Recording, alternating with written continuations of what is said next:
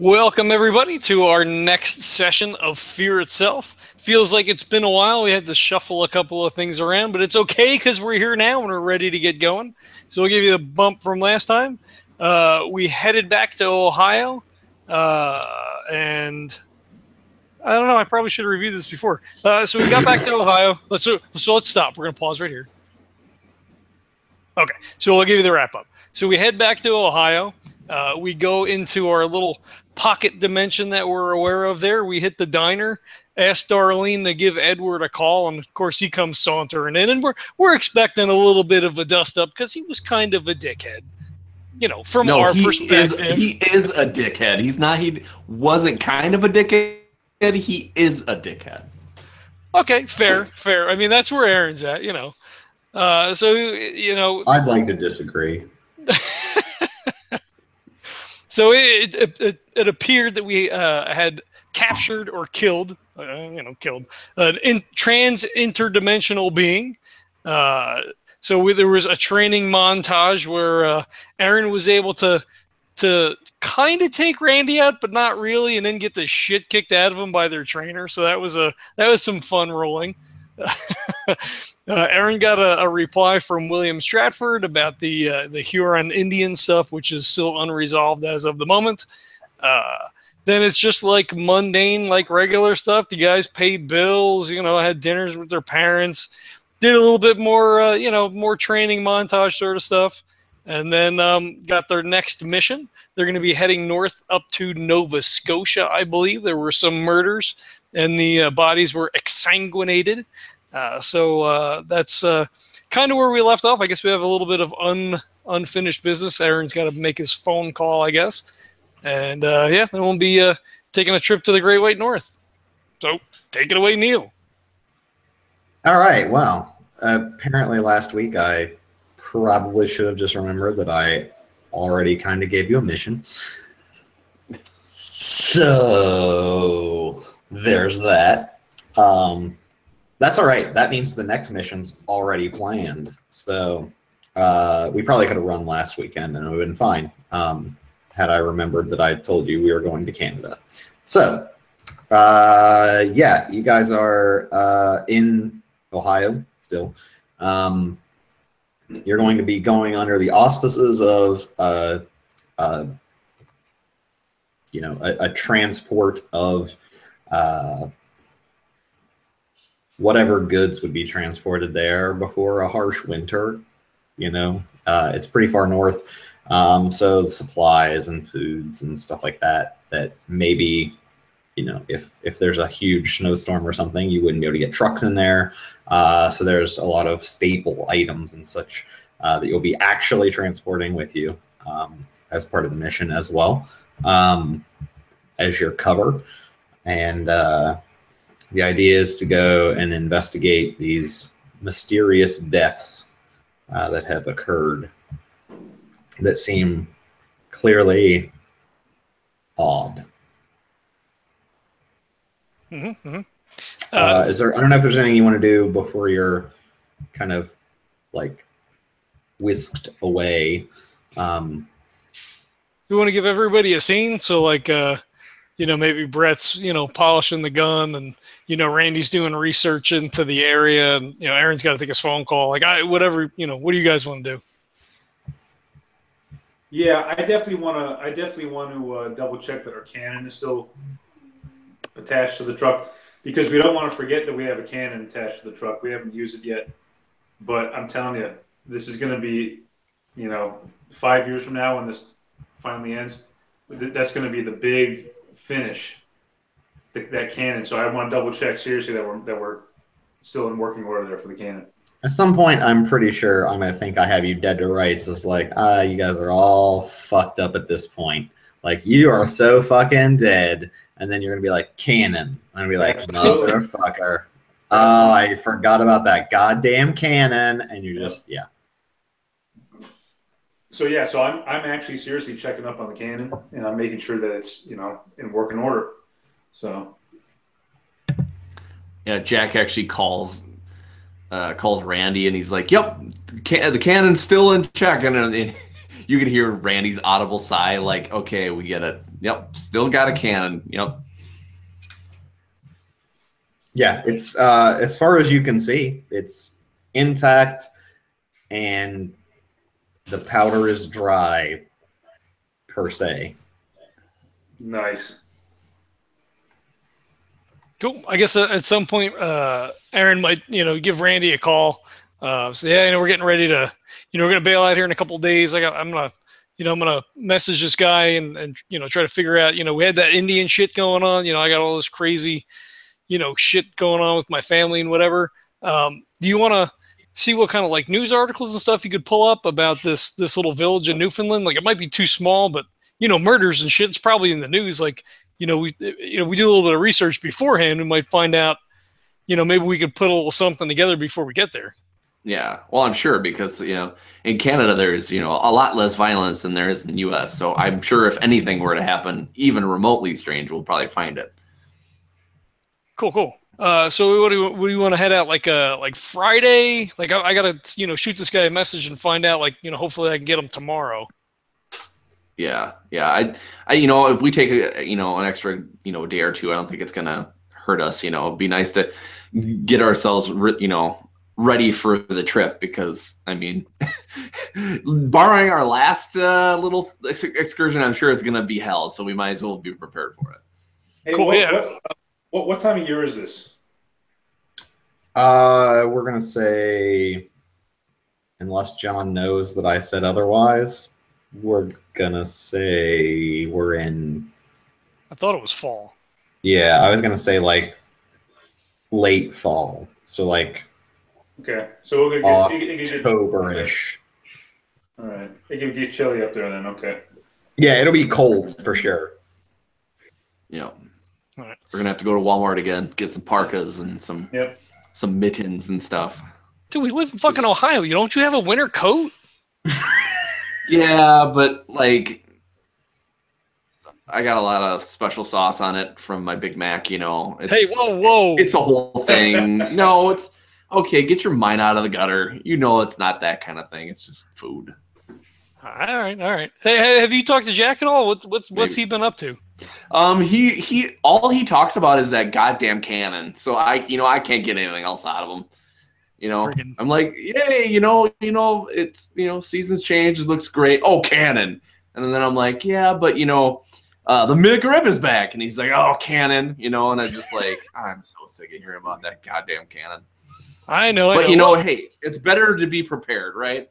Yeah, well, we spent a lot of money on it. I think it wasn't cheap. That is true. That's true. I could have gotten that rare Hal Jordan Green Lantern, but no, it's good cannon. So hopefully that'll come in. Hopefully that'll actually work someday. I'm sure the one time we're gonna use it, it'll be like poof, and then we'll end up, like nothing will happen, or it'll backfire and blow the whole fucking rig up or something. That would fucking suck. And then you hear, yes, it would. He bangs on the wall. He's like, Jack. Yeah, what do you want? How's that cannon? It's great, except I'm concerned maybe you think they're going to check it like through customs, like you think they're going to check my truck or something. They shouldn't, because I have a commercial license, so they should just let us through. You know what I mean? So I'm not too worried about it, but I hope they're not checking out the bottom of the truck this one time. So he kind of laughs to himself. He's like, I can't understand a fucking word you're saying. Just come over here. And I'm talking, and I can overhear you guys mumbling or whatever, and I'm like, customs? Oh man, do they have McDonald's in Canada? Because I told you the McRib was back, right? Yeah. I really need one of those. But you got to pay with your credit card or like a debit card, because then it does the exchange shit like automatically. Oh, that's cool. I like that. You're gonna have to keep me abreast of all that stuff, because I just give me your card. Like, don't pay with cash. It's a pain in the ass. I've barely been out of town. I mean, I visited Cleveland once. That's about it. God damn it. All right. Well, look, let me shoot this guy an email and see. I don't know if he's like available now. Maybe that's better. I try to tell him that, like, we're getting ready to go on a trip, because Edward made it seem like it was kind of important. So, like, we shouldn't wait too long. Yeah, well, we wouldn't want to upset Edward, would we? Well, no, I feel you, but like legitimately people are being murdered. So I mean, like there's something that's fucked true. up going on. I'm sorry. Yeah, I shouldn't be talking like that. Yeah, we gotta go solve that shit. All right. Hey, how's your shoulder? You know what? Actually, is pretty good. Pretty good. My mom kind of put some Ben Gay on it and kind of really worked out the kinks. Yeah, I think I'm good to go. Actually, I'm feeling pretty good. I'm ready to go. Dude, you're looking pretty good. Appreciate that. I mean, regardless, I'm trying to kind of keep off the McRibs. But did I tell you big? Okay, never mind. But no, I just yeah, exactly. And speaking of big ribs, look at no, never mind. You're on the phone. You wouldn't see. Anyway, I'll see Friday then. Well, I'll see. Maybe later. Yeah. Well, just let me know. I'll when you talk to Jack about the cannon if you want, because God knows I don't want to talk about that anymore. And then I'll see what I can come up with. I'll see if I can find anything online. Cool. Yeah. I'll shoot you a text. Like I said, I'm gonna message this guy and. Hopefully I can get them today, maybe. Maybe I get them during lunch or whatever. Sounds good. Cool. All right, I'll shoot you a text in a little bit. All right, see you then. Later. So he boots up the PC, sits down, types out a message, or shoots an email to the guy. I don't think we had scheduled anything official. I think it was more along the lines of he had sent me an email and said that he had information available. Yes. That's all. You got basically I got your email. It's interesting. Looked over it. Did some research and it looks like there's some interesting mythology around what you saw. That was about all. And it was like, hey, I'm happy to talk. Okay. Yeah, so the email would just be like, hey, I'm getting ready to get out of town. I've got some time today. Maybe if you could jump on. I'm kind of on a tight schedule. Want to see what you found out. Blah blah blah. How about today at noon or whatever time whatever time it is. Okay. Assuming it's I actually don't know if any of Ohio is in Central or not. Probably not. Does anyone know that? I can. Yeah, I think it is. Yeah, I didn't know if any part. I don't know if any part of Ohio is in. I think there's about Central. half of it. I think half of it's about. Yeah. I don't also remember where I said exactly where, but he was in DC, so that's Eastern for sure. Yeah. I'm guessing it's morning, right? I didn't say what time. Yeah, we'll say it's morning. Yeah, we'll say it's morning. It's legitimate. I mean, yeah. You guys are getting ready, and are we saying it's you said you're leaving Friday? Are we saying it's Thursday? Well, we can Wednesday? leave tonight if we can have this conversation today, because obviously we don't have to inform our jobs or anything. We can, we could go whenever we want to. Yeah, that's up to you. That's totally. Yeah. We could leave in the morning if that's better for everybody. I just like to be. I know I'm not on the phone or anything with you guys, but I'm cool to leave at any point because I'm used to driving all night, man. Yeah. Let's say you get an email back and it says he can chat. He has classes, but 2:00 Eastern Standard. Okay. So let's assume you're in. Let's say you're in Eastern as well. You're on the Eastern side of Ohio. Okay. So we'll say that. All right. So I tell them that sounds good. I'll set up I guess you don't have to set up a regular hangout. Yeah, it's cool. I'll shoot. Get a hangout ready, and I'll shoot you an email at 2, and see what kind of information you have. All right. He confirms. Says send him a link, and he'll chat with you at 2. Cool. So in between, then he would just start packing, getting shit ready, putting together whatever other stuff they need, and then I guess shoot Randy and Jack a group text and be like, "Hey, I'm going to talk to that guy too. So if you want, we can either leave tonight, or if you want to just wait until the morning, we could leave bright and early. If you want to come over, Randy, we could all just hang here." Well, I reply back, hey, I'm ready to leave tonight. I'm kind of restless anyway. And I also put in my text, if we're going up that way, we could possibly connect with, if we have time. I got a friend from my wrestling days. His name was Big Chuck Canutt. And he lives up that area. So I don't know if we're going to have time or whatever, but he's a good guy, man. If we ever needed any help with something, we probably could rely on him. I think he's, at this point, I think he's a fisherman, but he had this really great move called the Maple Leaf Grief, and he probably still knows how to pull that out if if we need some extra muscle. So we can always try and contact him.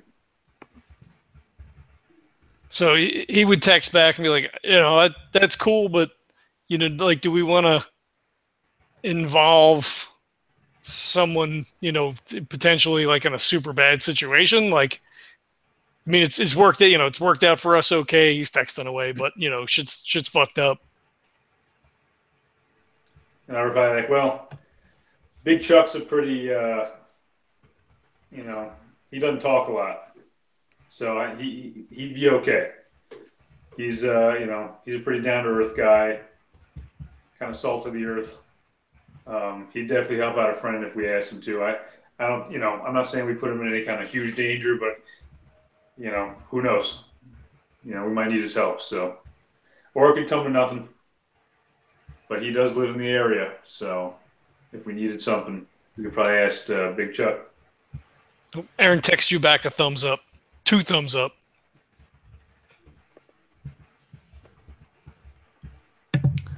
Randy puts like a bunch of exclamation points. Like he's like, I get to meet.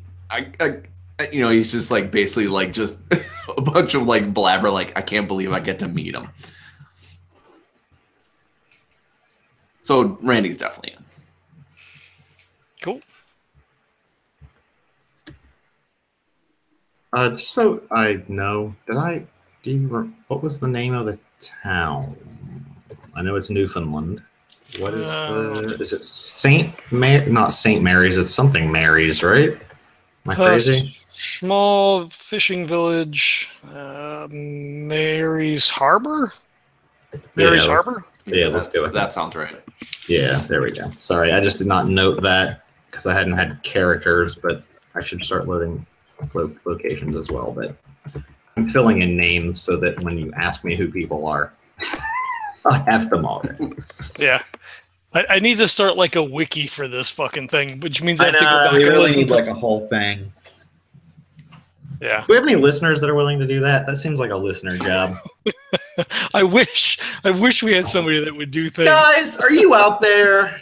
Is anybody listening to us? If they are, shoot John an email at legends@tabletop@gmail.com and say, I will put together a wiki, sir. And do that, because we could really use it. It'd be really helpful for me, especially. Yeah, I was going to say for you especially. Yeah, I'm a real dick. Sorry. All right. If nobody has anything, do we want to fast forward to Google Chat, or if anybody wants to do stuff, or unless I don't know if anyone else has anything they're doing. Oh, that's right. I was going to look up and see if I could find anything on the interwebs. Yep. We can cut to that. Okay. So you have computer use, so I'm sure you have plenty of computing skills to Google things. Yes, I do.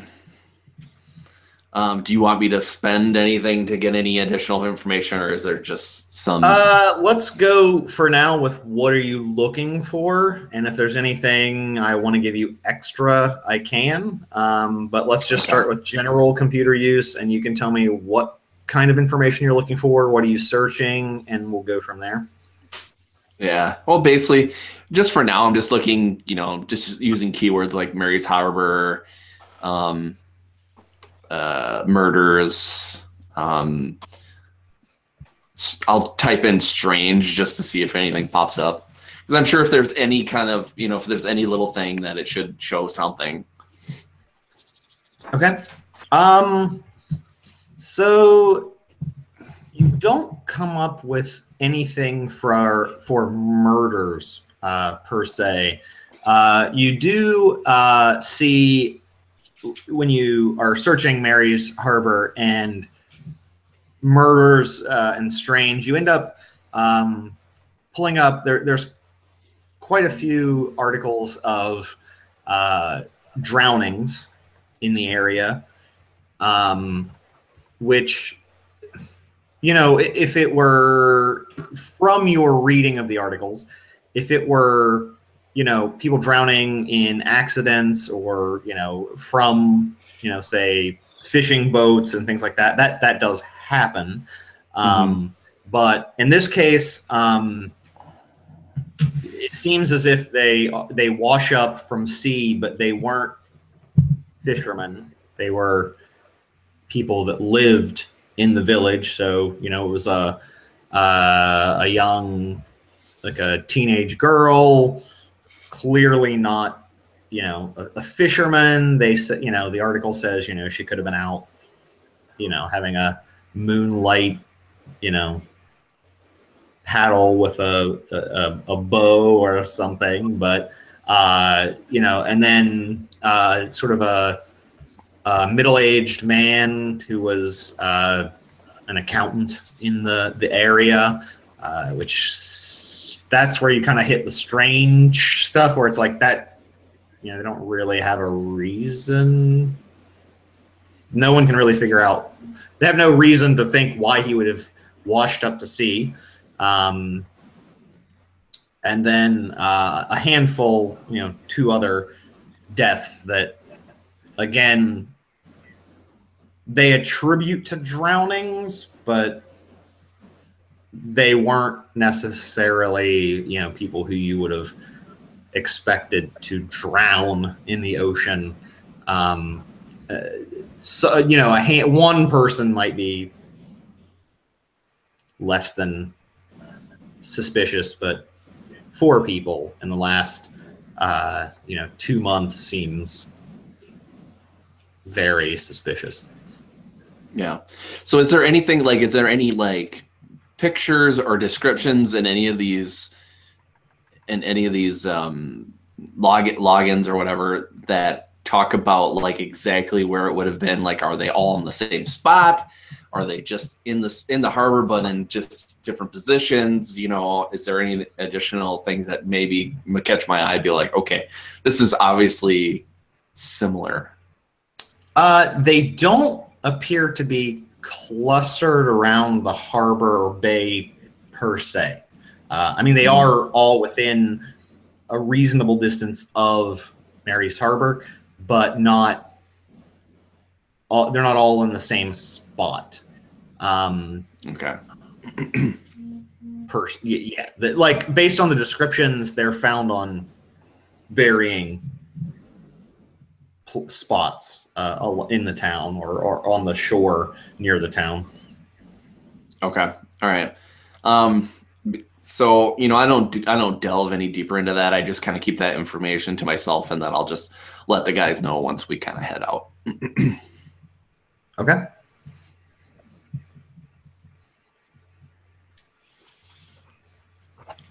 Cool. You want to jump to your call, Erin? Sure. Let's do it. All right. So he sets up the hangout, shoots over the email. He's just waiting, kind of like, you know, drumming his thumbs on the, you know, on the desk, waiting for the guy to pop into the call.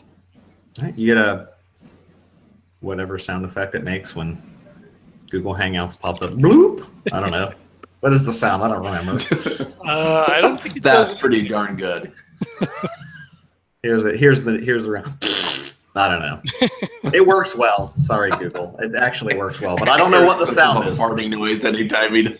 Yeah, I don't know what it is. Hangouts. I don't know. Bling! Whatever. You see a fairly he's older, you know, probably 50s, but still, you know, fairly handsome, you know, sort of traditional kind of professor type, you know, looks like he's wearing like the traditional like leather patched elbow blazer, that sort of thing. And he's like, "Oh, is this Erin?" It is. Hold on 1 second. I left something in the oven. Just give me 1 second. Legitimately, I gotta run and go get my cord. Like in 1 second. I know. All right. I suppose I could just hang on a minute. It's very unorthodox, I guess. So just maybe probably should have just rescheduled this. Maybe I don't know. This is a really great example of. I think this is probably a first in actual Skype gaming or Google Hangout gaming. We're actually merging realities right now. Here, I called you about this important thing. Hang on a minute. Hey, yo, sorry about that. I didn't want to. Yeah, I had some brownies in there. I didn't want shit to burn. I didn't know how long we were going to be. Ooh, thanks. No worries. It's all fine. Plenty of time. It's again, it's a little unorthodox that you would immediately run off to do whatever you're doing back there, but it's fine. Yeah, you've contacted me about some of my research and perhaps some bizarre questions that you had. Can you tell me a little more why? What caused you to reach out to a? I have tenure. Trust me. I don't need to justify my work, but I am in a very niche research area, but something that I don't often get queries from internet semi-celebrities, I guess I'll say. But that's fair. I mean, we got a lot of hits on the last couple of things we did. Like, I'm sorry. Yeah. I mean, I guess I'll call you an internet celebrity. I don't know what counts. How many hits? How many views counts as a YouTube star these days? I wish I knew. It's we're just kind of we're making do. It's fun. It's one of those things we're trying to get on TV. Look, so yeah, it's kind of a weird story.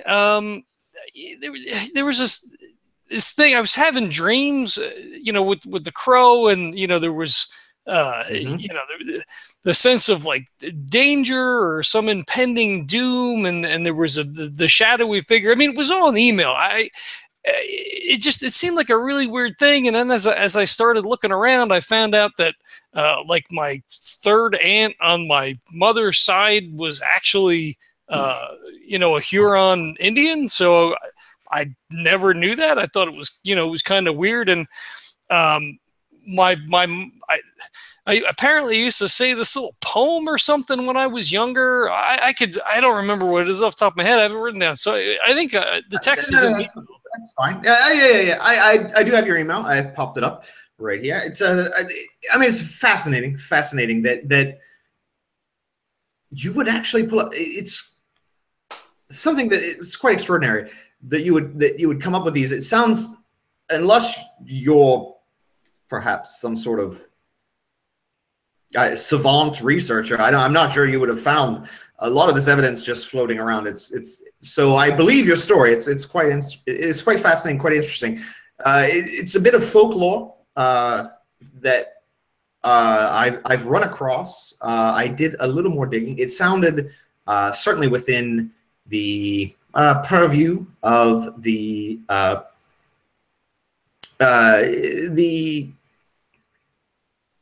religious, spiritual beliefs of that particular tribe. It's quite fascinating. It seems, at least from my research, to match very closely with a protector spirit that the tribe, the Huron tribe that you have that you spoke of, actually believed would warn them of impending danger, and of course not only from, let's say, braves ready to go fight in battles would obviously would sometimes dream of these premonitions, and they would come across as this sort of ominous spirit warning them that there was danger ahead. And of course, they knew there was danger, but oftentimes it led them to be more cautious, more careful, or even rethink if perhaps the chief himself were to have such vision, such a raid or battle at that time, because it was seen as a very foreboding and dangerous, ominous spirit to witness. Although it was seen not ominous as if the spirit were a threat, but actually a protector of the tribe, in order to warn them of some sort of danger or path that they were going down. However, there are stories, interesting folklore that is passed down that say that some of these braves or chiefs would defy essentially the warning, also and press on, not to their detriment, but almost in spite of or because they knew of the dangers that they were able to overcome, perhaps an adversary that they would have I don't know how to say would have underestimated perhaps, and so it's quite an interesting story. It's fascinating. It very closely mimics a number of tales that were recorded by travelers and explorers previously in journals and such, very old journals that are housed here in the National Library. So I was able to find quite a bit. I haven't found a reference to the specific poem you referenced. It is quite interesting. It sounds similar to some of the warnings that they would provide, but I of course have not heard of any modern manifestations of this particular entity or protector spirit. But I think, to me, I think it's very interesting that you would have had such an experience and had a connection to the tribe themselves enough to track this down. I'm certainly happy to answer any questions if I can, as much as I can. But that's what I've been able to find, at least generally, from my research. It's quite, again, it's quite a very niche sort of field to be in as far as historians go. I mean, I've tried to catalog as much as I can of the tribe. I found it fascinating. I mean, of course, where I'm from, it's not really have sort of indigenous peoples to study, and it just really is very interesting to me to see, to preserve and kind of promote that in light of, I guess, sort of our ancestors' lack of respect for those people. So I'd like to at least promote that as much as possible. Anything I can do to help and spread knowledge, particularly of someone who may have actually had a direct connection, is quite interesting. So yes, I don't know if you have any questions. I don't know if that's helpful. Perhaps, maybe that may shed some light. I don't know how much you do or don't know from any of research you've done, but that's what I've uncovered, at least thus far. Interesting. So do the, I don't know how many of the, Huron people are still around. I mean, do they still put any sort of credence in this kind of vision or this mythology? At least from my interactions, I haven't heard of direct experiences, but of course they do quite often have ceremonies and various rituals in order to celebrate their protector spirits, and certainly this one outside of any external influence from other religions, to their particular tribe, they did see it as a protector spirit of their particular their peoples, and so it was a very strong. There's a very strong tie. As a matter of fact, it roughly translates the name of the entity that speaks to the people this way is roughly translated to Lord of the Hurons. So I wouldn't use that in a way of, say, a god, a god, like Christianity or Islam or Judaism, where there's a god, but a particular spirit that had a stronger connection to their tribe and protected and looked upon them favorably. They were there to protect them in light of other or outside tribes, other obviously European influences, but it was not entirely unusual, but they obviously worshipped a number of nature spirits and ancestors, but that was a more prominent figure, I guess, in their pantheon. Are there any stories of braves or people in the tribe who were singled out for any reason, or seem to have some stronger connection or unusual connection with the spirit? Yeah, it's very. That's a great question. I found that it was very interesting in that a number of times I did a little research. As a historian, I of course want to catalog everything that I can find. I noticed that you are doing some. You and your group of investigators are looking at paranormal activity and the such. It does seem there are a number of stories, interestingly enough, that you bring up of braves or chieftains or even common just tribes members who came in contact or were seeking out. In their words, there's not really a word for it, but sort of taboo, or in our words, would be more paranormal experiences. So, for instance, there's a story of a brave who was sent. A number of warriors were found dead, looking as if they had been consumed, murdered and consumed by something other than a bear or a normal creature that you would see, that you would expect if they happened upon something. You would not expect a number of warriors to be able to. They would probably be able to hunt down and kill even a large bear at that point. You would have assumed. However, this brave in particular was out for revenge. His brother was murdered in this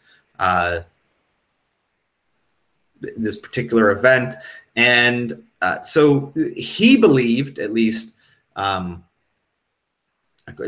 of the bodies of the hunting party was not found. So they believed it was a Wendigo who was responsible for this particular murder and these heinous acts. And so the man had gathered two of his friends and decided to hunt down this abomination and destroy it. And so there's quite a few stories of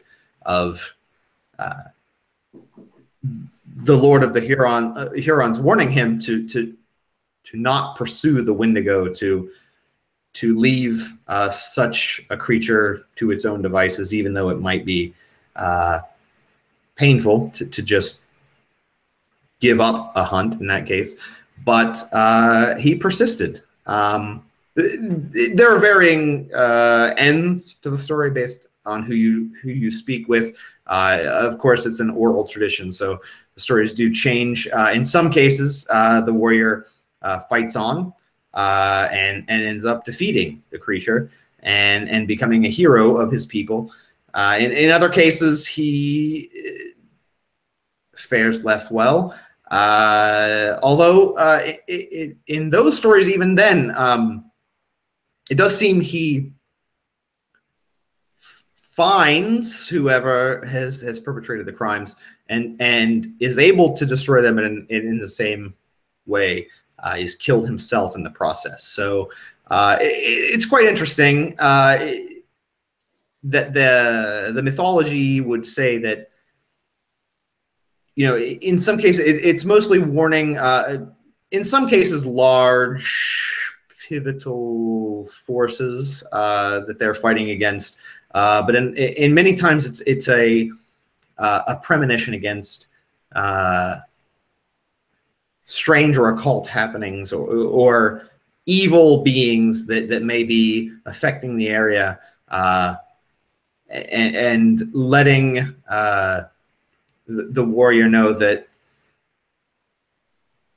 it may be best to leave some stones unturned, I would say. So whether or not they... Erin just laughs.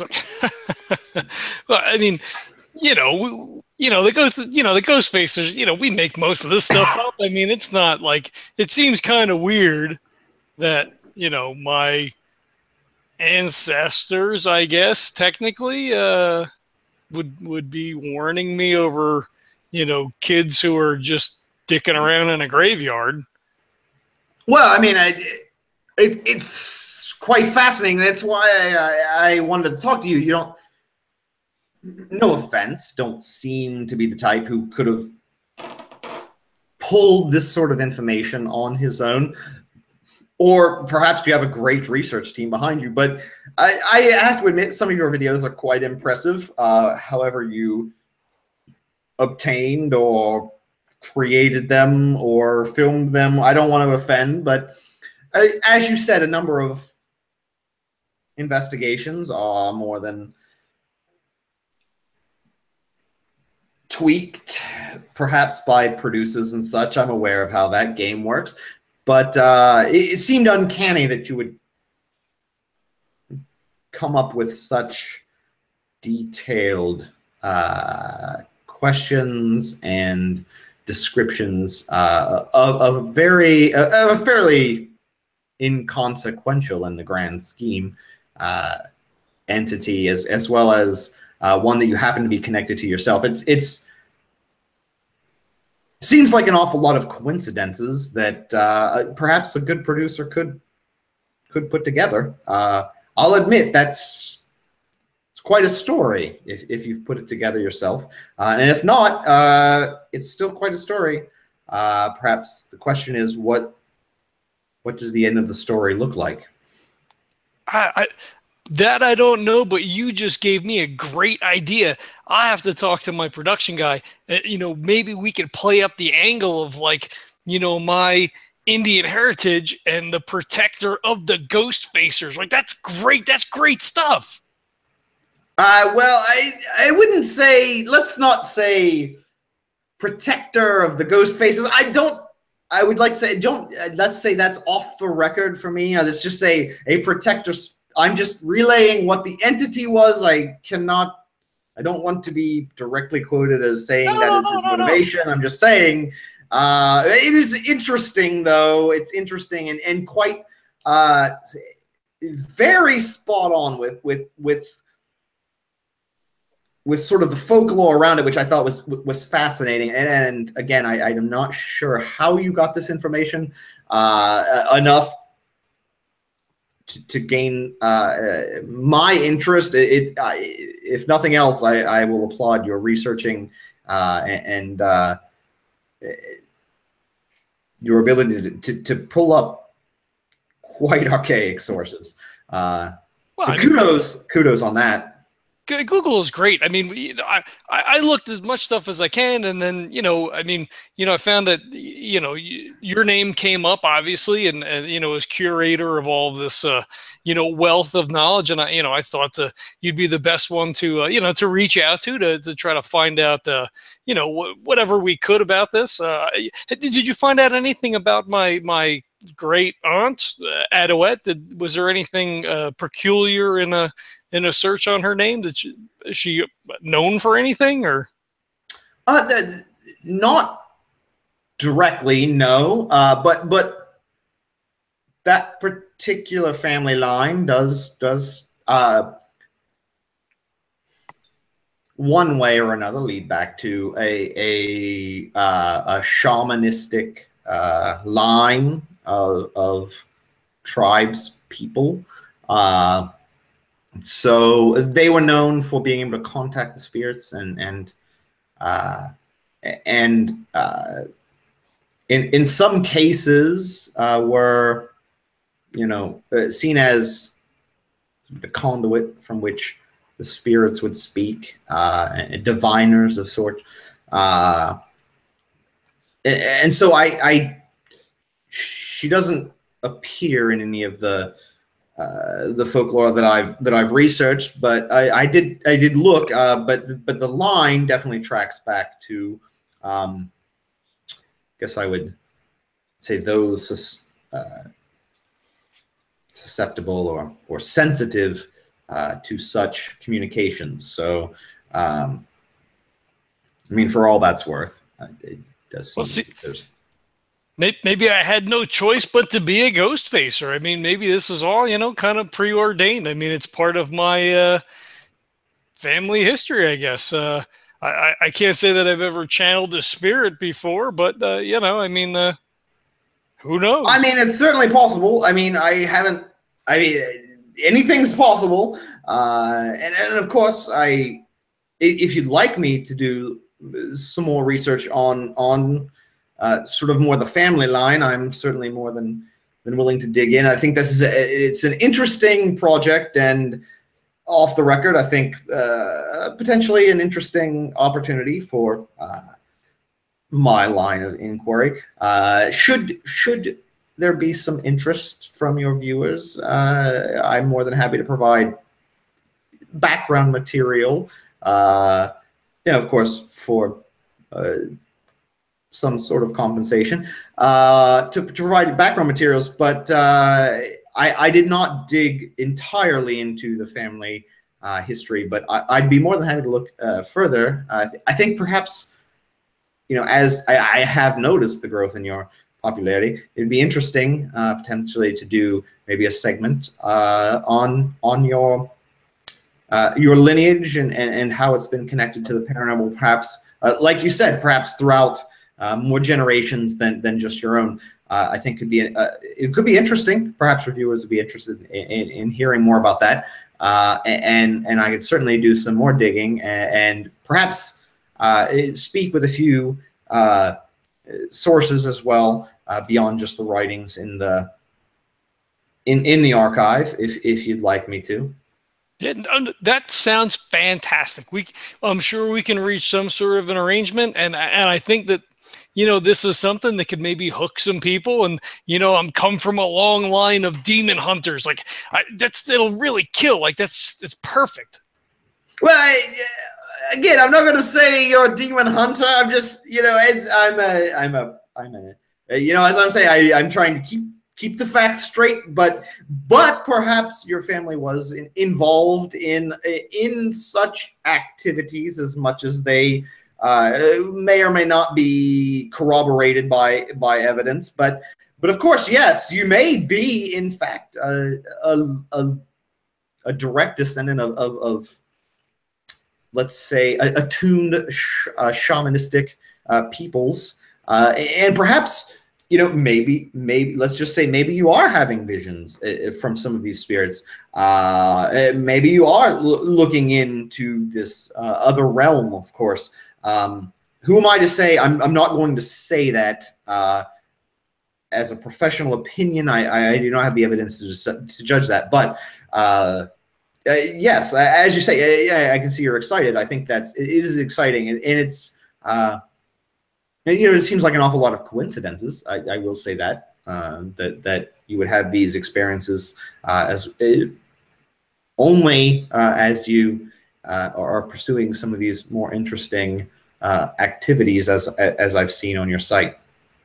It is pretty weird, and maybe that's how I heard the poem. Maybe I was, contacted by a spirit as a child. The veil is thinner when you're younger, right? Like that's what they say, kind of cats and kids and dogs, like they don't, they have that weird sort of extra perception. There's quite a lot of folklore actually from Native Americans about even obviously younger children being more susceptible to otherworldly forces. Of course, yeah.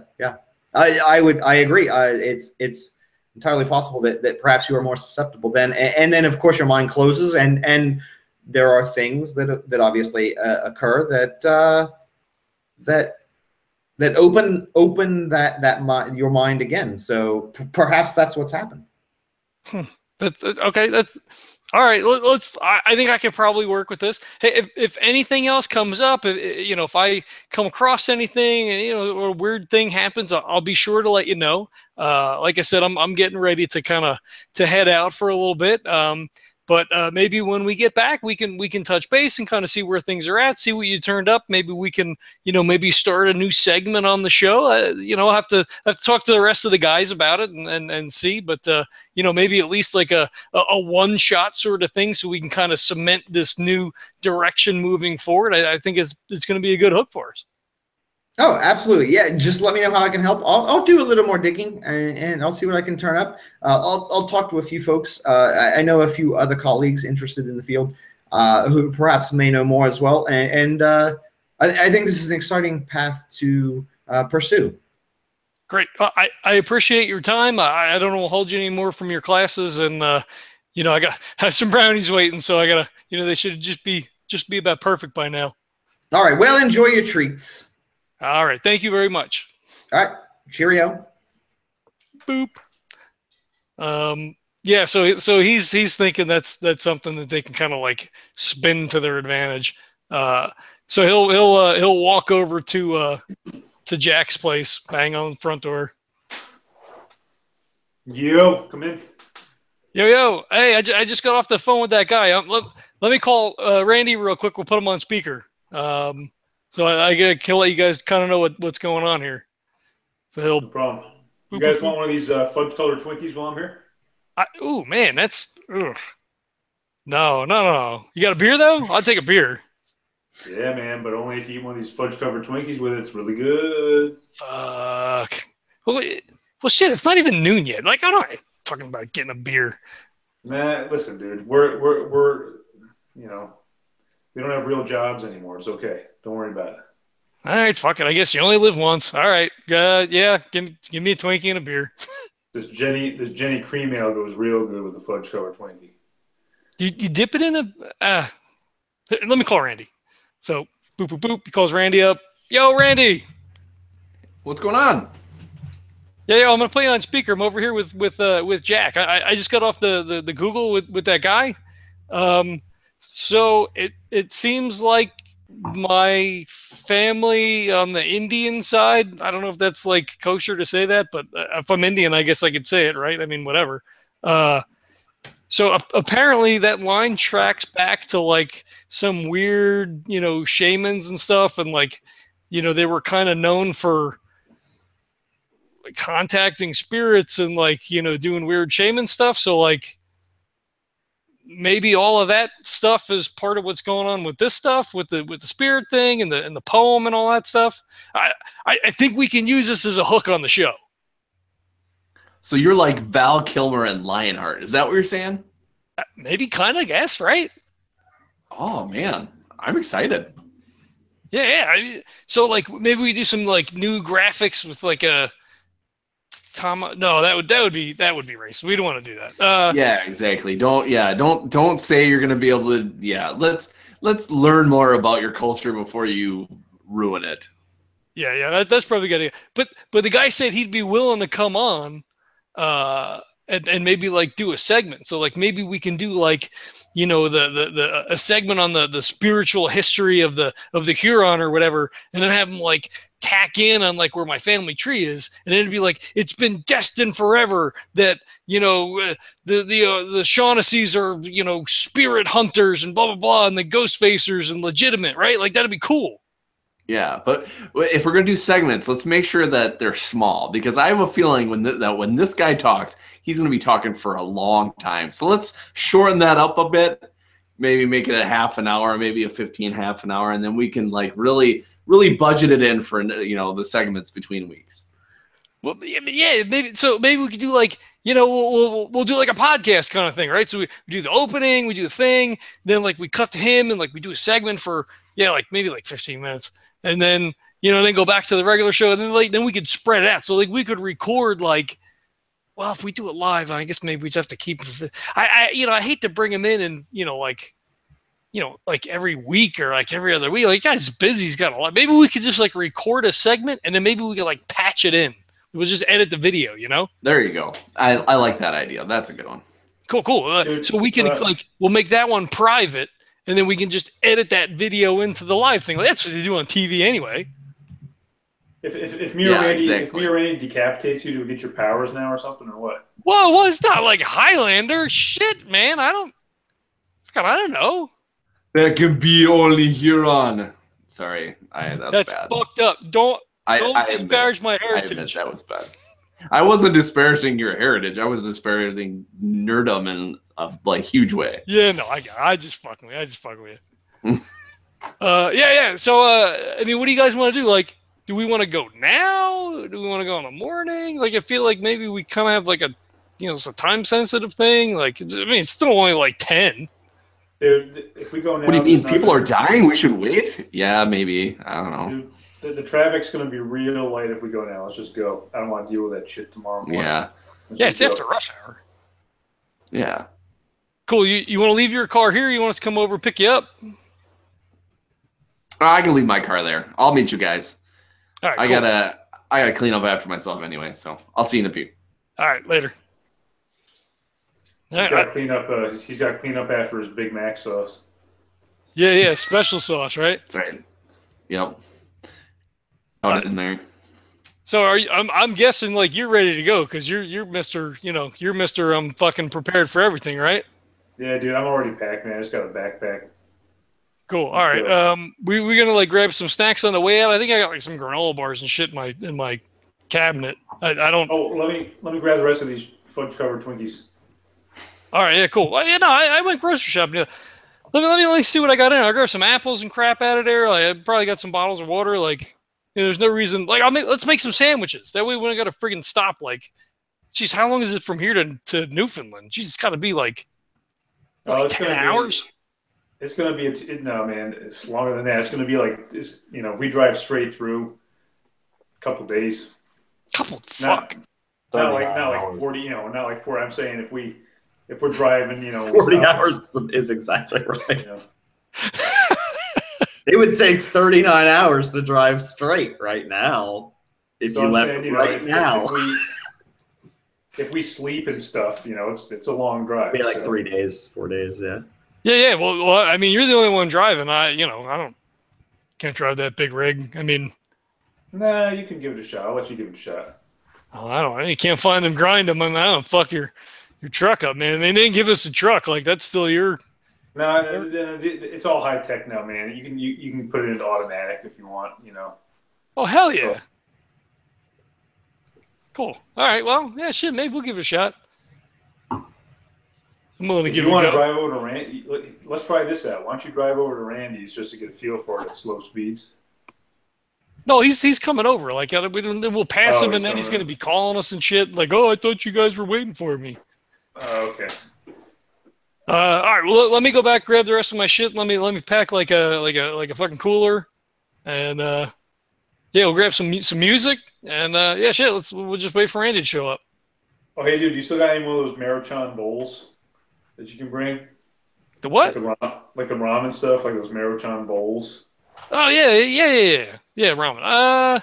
I don't need too much. There might be one or two left in there. I keep them for when Randy comes over, because I know he likes that shit. There's so much fucking salt in there.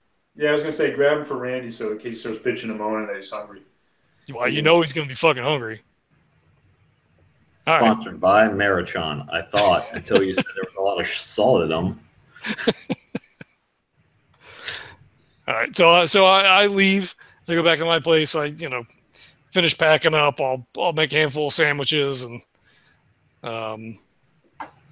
probably dump the milk down the sink since nobody's gonna be home for God knows how long. I knock on the wall and I go, "Hey, how's that head still doing in your freezer there, buddy?" No, so he just texts you back. They took the fucking head, man. I don't have the head anymore. But my freezer fucking stinks still.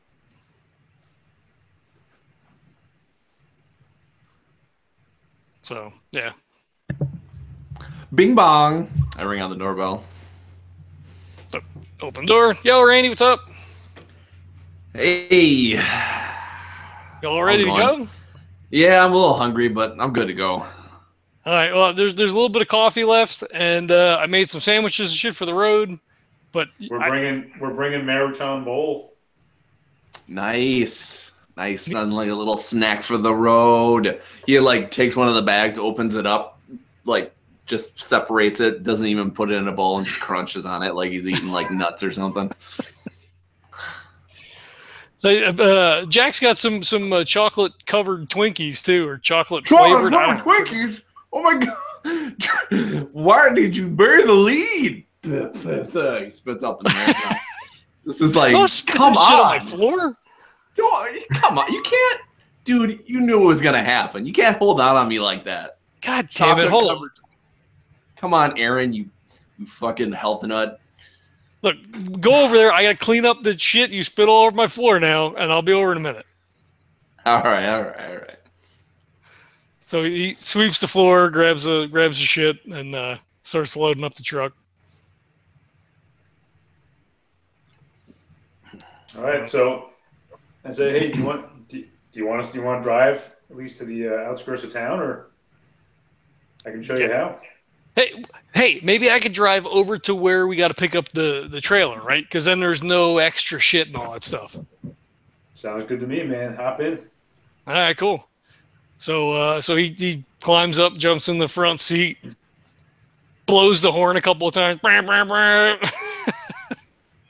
Oh no, the horn was connected to the cannon that fires. You're out of ammo. Randy's like, Jesus, Erin. I think I got some chocolate covered Twinkies in my pants. Thanks a lot.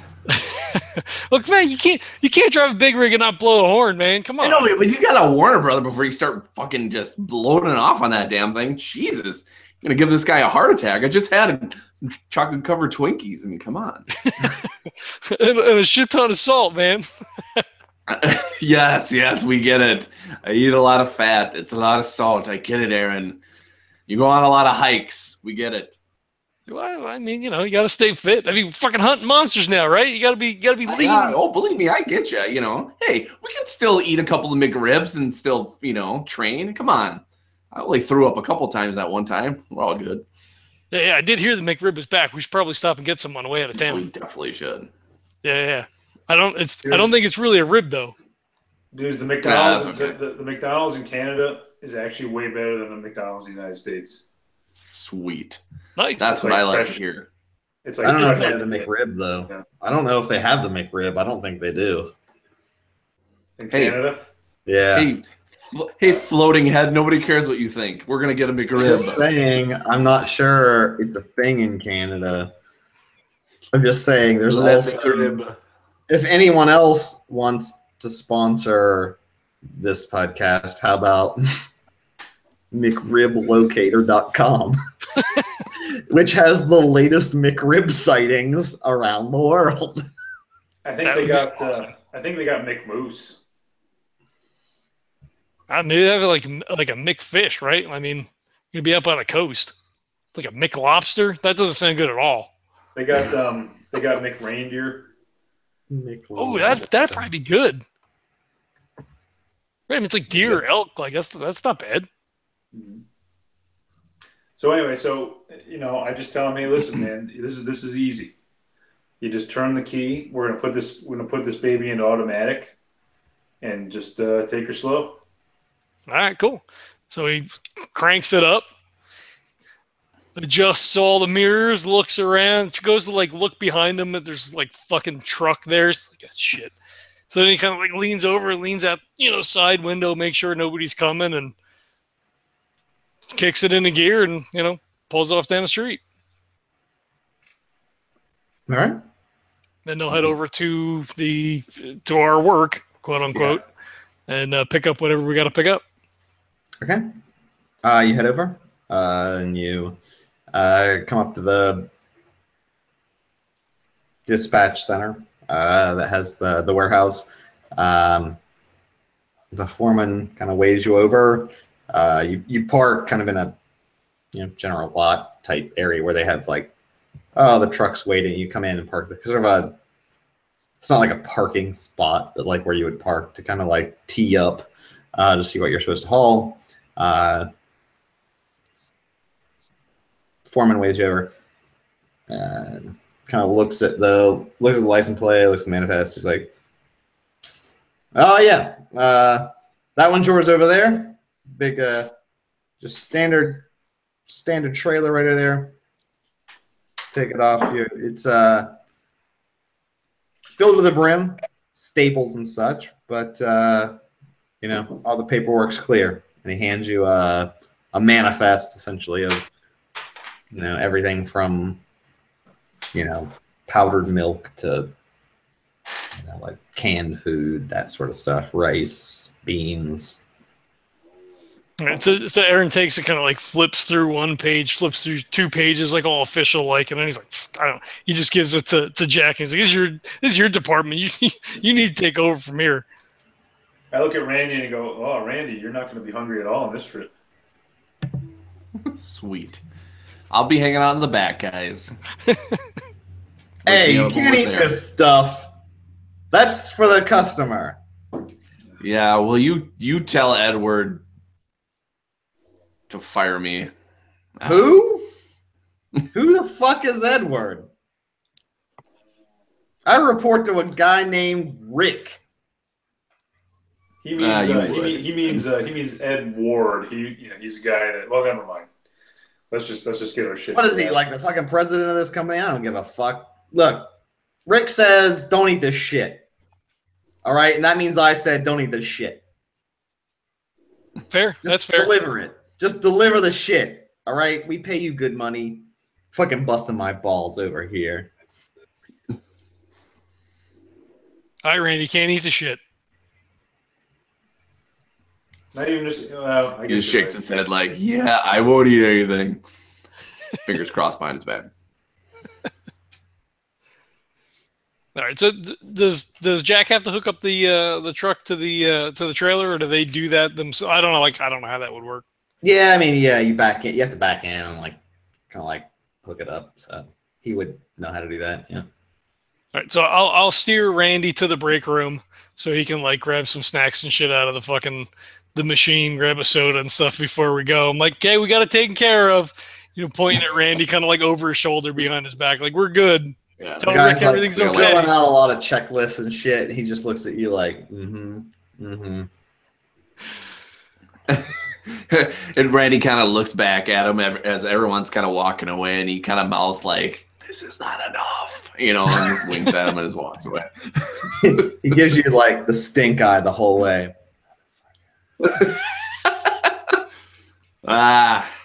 Always wanted a mortal enemy. Cool. As they get into the break room, like, "Man, everybody that works for this company is a fucking dickhead. Everybody but that guy that we met in Philly. Like, that guy was fucking cool." Yeah, 1 out of a million. This is like supernatural dickheads work. I don't know. I can't come up with anything good. All right. The people in that crazy town are pretty cool too, I guess, right? I mean, like, the soda jerk never did nothing to us, and that way. Oh yeah, because they're clearly out of a 1950s movie, and they have to be. Oh yeah, right. Yeah, everybody from the 50s was nice, right? Unless you're like a greaser or whatever. Those. Yeah, or racist, one of the two. Oh, so. That's true too. Yeah, that's not good. Yep. Let's not forget that. Let's hope we don't ever run into that. Yeah, or theoretically, if you were a race, then no one was cool with you. So there's that. True. Political. We just got political. All right, so so when Jack's got the truck all hooked up, then I guess he climbs up in the back, I guess, and Okay. we're take off. Yeah, everything's good. We're good to go. I give a big thumbs up sign to Rick, and then I flip him off, and I say we're ready to go. So, and we start pulling out. The guy that's not Rick that you flip off because Rick's not there. That's the guy that he reports to. Just looks like, what the fuck? What the fuck did I do? And he's like, what the fuck? That's it. You start driving northeast. Hours and hours go by. Are you doing anything in particular than just like road tripping it? I asked Erin. I'm like, I'm Erin. I asked Randy. I'm like, I asked Erin, hey, can you ask Randy something? Multiple personalities. I'm like, Randy, what did you find anything? Heading up, about what's going on up there? Yeah, well, I couldn't find a whole lot, but what I found is basically these drownings that are very suspect, and they're around that same spot in Mary's Harbor. But there's nothing that's particularly like something we could focus on, like, oh, it was something that was supernatural, or oh, it was all in the same spot by the and oh, there was this certain thing in the sand. It's a lot of it's 4 drownings in a couple of months. Obviously, if you go online, you could look up the stats of deaths per city and stuff like that. And for something like that, in that way, it's very strange. So I'm guessing whatever we have to figure out, it has to do with something in or around the water, and we just kind of have to figure out exactly what the fuck this is. Well, shit. Dude, I mean, I'll bet you $20. You guys ever read H.P. Lovecraft? I got into this guy H.P. Lovecraft. I got this record by this metal dude Brett Miller called Oath of Dagon, and it talks about like Dagon, and I got reading into it, and there's these things called deep ones that come out of the water. I bet you guys $20. There's some kind of fucked up reptilian style fish creature that's coming out of the water and offing people. I bet you that's what this is. Is that Innsmouth thing? Is that the fish? I remember reading something about that. Yep, Shadow over Innsmouth. These deep ones come out. I bet you there's something like that. There's these deformed fish amphibian people or person that's coming out. Look, this alien dude that we offed with the grenade. Just think what the hell that was, man. Just imagine something just as fucked up like coming out of the water, but maybe a little bit bigger. Maybe he's got webbed hands, or he's got, alligator teeth or something. I bet you it's something like that. He's just dragging people in. Well, shit. I mean, fuck. I don't know. Like, it could be like a vampire. There's like a water vampire. Is like that a thing? No, I'm talking about something that lives in the ocean, and he's coming out, and he's just dragging people, and he's killing them and dragging them in the water. I don't know, Randy. Were the bodies? Did you see anything where the bodies mutilated, or were they just bloated? I mean, like, did it say anything about that? They were just bloated, didn't you, Neil? Yeah, there's no attack. It does not look like they were attacked. That's why they do make note, which again is strange in the article, that they were not attacked by an animal. There's no cuts or scrapes or any of that sort of stuff. Some of the bodies do have red welts on them, but not anything that would be done by like a jellyfish or anything. So yeah, not attacked. from an animal as far as they reference. Yeah, not torn apart. Okay. Or even like so I basically relay yeah. that. Bitten, or it wasn't like, oh, there was a random shark attack or something. It was like no bites, no scratches.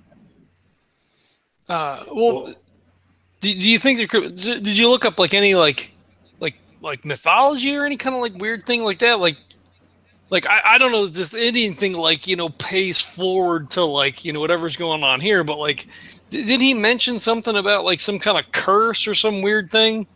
Did you find anything about that? I didn't see any nothing that I could find. No.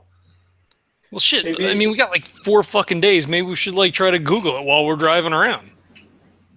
Maybe we should also, maybe we should before we get right to the area, maybe we should be asking some of the locals about any kind of legends like that, about any kind of, rumors, legends. Maybe they know something. Yeah, I mean, well, we're originally we were going as a Ghostfacer, so I mean, we could certainly kind of canvass the town, kind of like, you remember that Blair Witch documentary, the fake documentary where they were like asking people around town and shit, like we do that, we do like our regular thing, like we'll be like, oh, what is the local history, what's the weird, blah blah blah, whatever, like, I don't know that we necessarily want to connect it to the to the bodies washing up, but like, we'll just be like, oh, we're up investigating. We heard there was a curse, in Mary's Harbor. We'll probably find some old guy around some pot-bellied stove or some shit, some old guy fucking smoking, drinking whiskey. Oh, dude. In the shadow over Innsmouth, they had this guy, old Zadok Allen. Maybe we can find some guy like that. That'd be badass. I guess, maybe. Sure. Hey, every time you're fucking right. When shit goes sideways, you are on it like stink on shit. Like we need to, like, we're just gonna follow your lead on this. Listen, my instinct is that there's some kind of, with these welts coming out, or these welts on the body, there's some kind of tentacled Lovecraftian monstrosity that's just like pulling people in and then drowning them. That's what I bet. I could be wrong. I believe in you.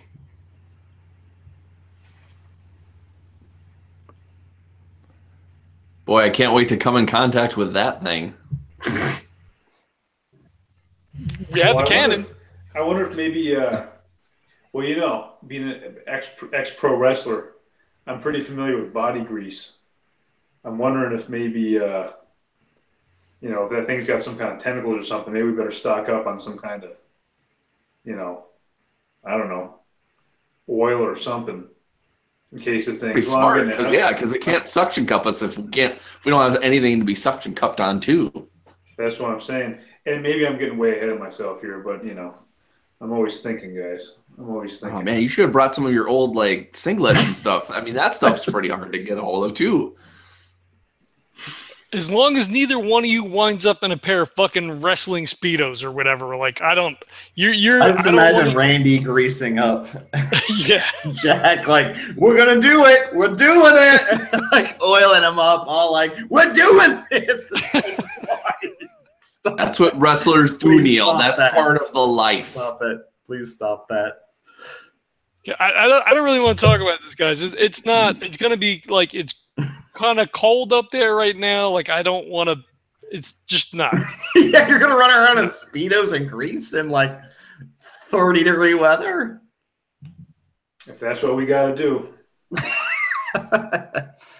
Hey, spoken like a true hero. Fair. All right, so I have research, so I would, pull out my phone because I don't have to worry about data overages because we work for, super secret organization. They could just pay for it. Yeah. And Google like, curse at St. Mary's or curse at Mary's Harbor, or weird history, Mary's Harbor, like, kind of take that tact in research and see if anything kind of pops up. Okay. You start searching. There's no direct sort of curse type information or any sort of that type of thing, at least sort of for that particular area. I mean, there's obviously like, oh, you know, sea shanty curse type stuff, like sailor type curse stuff. That's more like being lost at sea or sort of the superstitions around sailing and that sort of thing, because it is a traditional fishing town. But there's nothing, at least as far as sort of any folklore about particular curses like this particular thing for Mary's Harbor. All right, so he probably spends like, you know, a good half hour, 45 minutes just kind of like scrolling through his phone, you know, while they're doing whatever. And I'm like, hey, I couldn't find anything. I mean, I thought that Edward said there was something, but I can't seem to pull anything up. No curse. If you want to, I guess, so there's nothing, I guess, directly about the town. If you want to spend a point of research. Done. There are other there are sort of tales, folklore about entities that from, quote, the old world, like Scotland, England, of creatures that came from the sea that would wander towns and claim the souls of townspeople, leaving them, you know, a husk.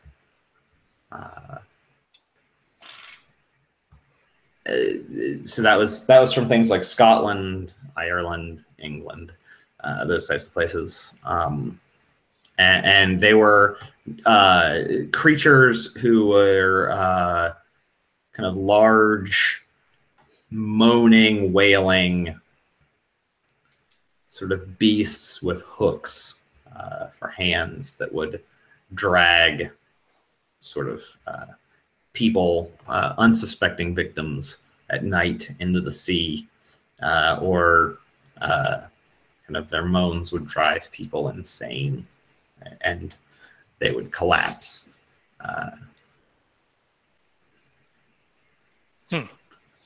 Well, shit. So he looks up from his phone. He's like, I mean, it's no deep one, you know, at least in the sense that you're talking about. But you know, there's this thing from like, you know, Scotland and England and stuff, you know, which seems like more like a pirate thing or like a seaman's thing, you know, like a mermaid sort of whatever. But like, you know, there's these creatures that would, you know, hooks for hands, you know, like that's what I think, like pirates and shit. But like anyway, they drag people in and like fucking grab them, or you know, I don't know, like fucking hooks for hands. I mean, like shit, that does not sound good at all.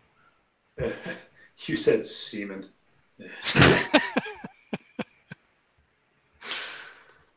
I mean, do we like maybe we should get like fucking earplugs or something? Because like it says that they like fucking wail and moan, like maybe like a banshee kind of thing, and then they knock you out. I think that's a great idea. I think that's very smart. We probably should have. What we could do is we could get in-ear monitors or something like that, so we could talk to each other, maybe, but they would be plugs, right? I think that's smart, just in case. You mean like a Secret Service thing? Yeah, it'd be like some covert shit. Well, you know, that'd be some SEAL Team 6 shit. Yeah, something where it's plugs. If they make something like that, I don't know if it's something that would be total plugs. I mean, they should, because you know, people use that kind of stuff on stage. They're kind of plugs, but you can still hear stuff like communications. But and this is just off the top of my head. I'm wondering, is there any kind of explosive that would, when it makes contact with water, would explode? Because you know, like a phosphorus or something, or yeah, doesn't cesium like explode in water, or like burn or some shit. Like I don't think we could get that, but yeah, well, like pure potassium, pure lithium, pure like any of those, like magnesium, I believe, pure if you throw it into water is a chunk. Like it comes as in an oil so that it doesn't reach the air. Yes. And then if it hits the air, it fucking goes fucking ballistic. It is like thermite. It's not that bad. What if we made, and again, you know, when we get to the conditions on the ground, who knows when we get there, but I'm just putting this out there. We have some kind of a decoy, you know, some kind of a mannequin or something, right? And we somehow fill it with, you know, get some kind of explosive like that. If this thing reaches out, comes out, gets them, drags them in, boom. What do you guys think? Well, we better make sure we get this stuff when we're. Wait a minute. Are we? I know Neil just left, but are we in Canada yet? No, we're like 3-4 days out from where we gotta be. Like this is all first day stuff. I'm wondering if we know where we're staying. I wonder, do you think we could contact Edward before and ask him about if he could send us some kind of explosive? We're gonna have to get like that. Yeah, we're gonna have to get that stuff in Canada, because if we get it now and then try to get through in Canada, you know, if they have any kind of surprises for us for searching anything, we're screwed.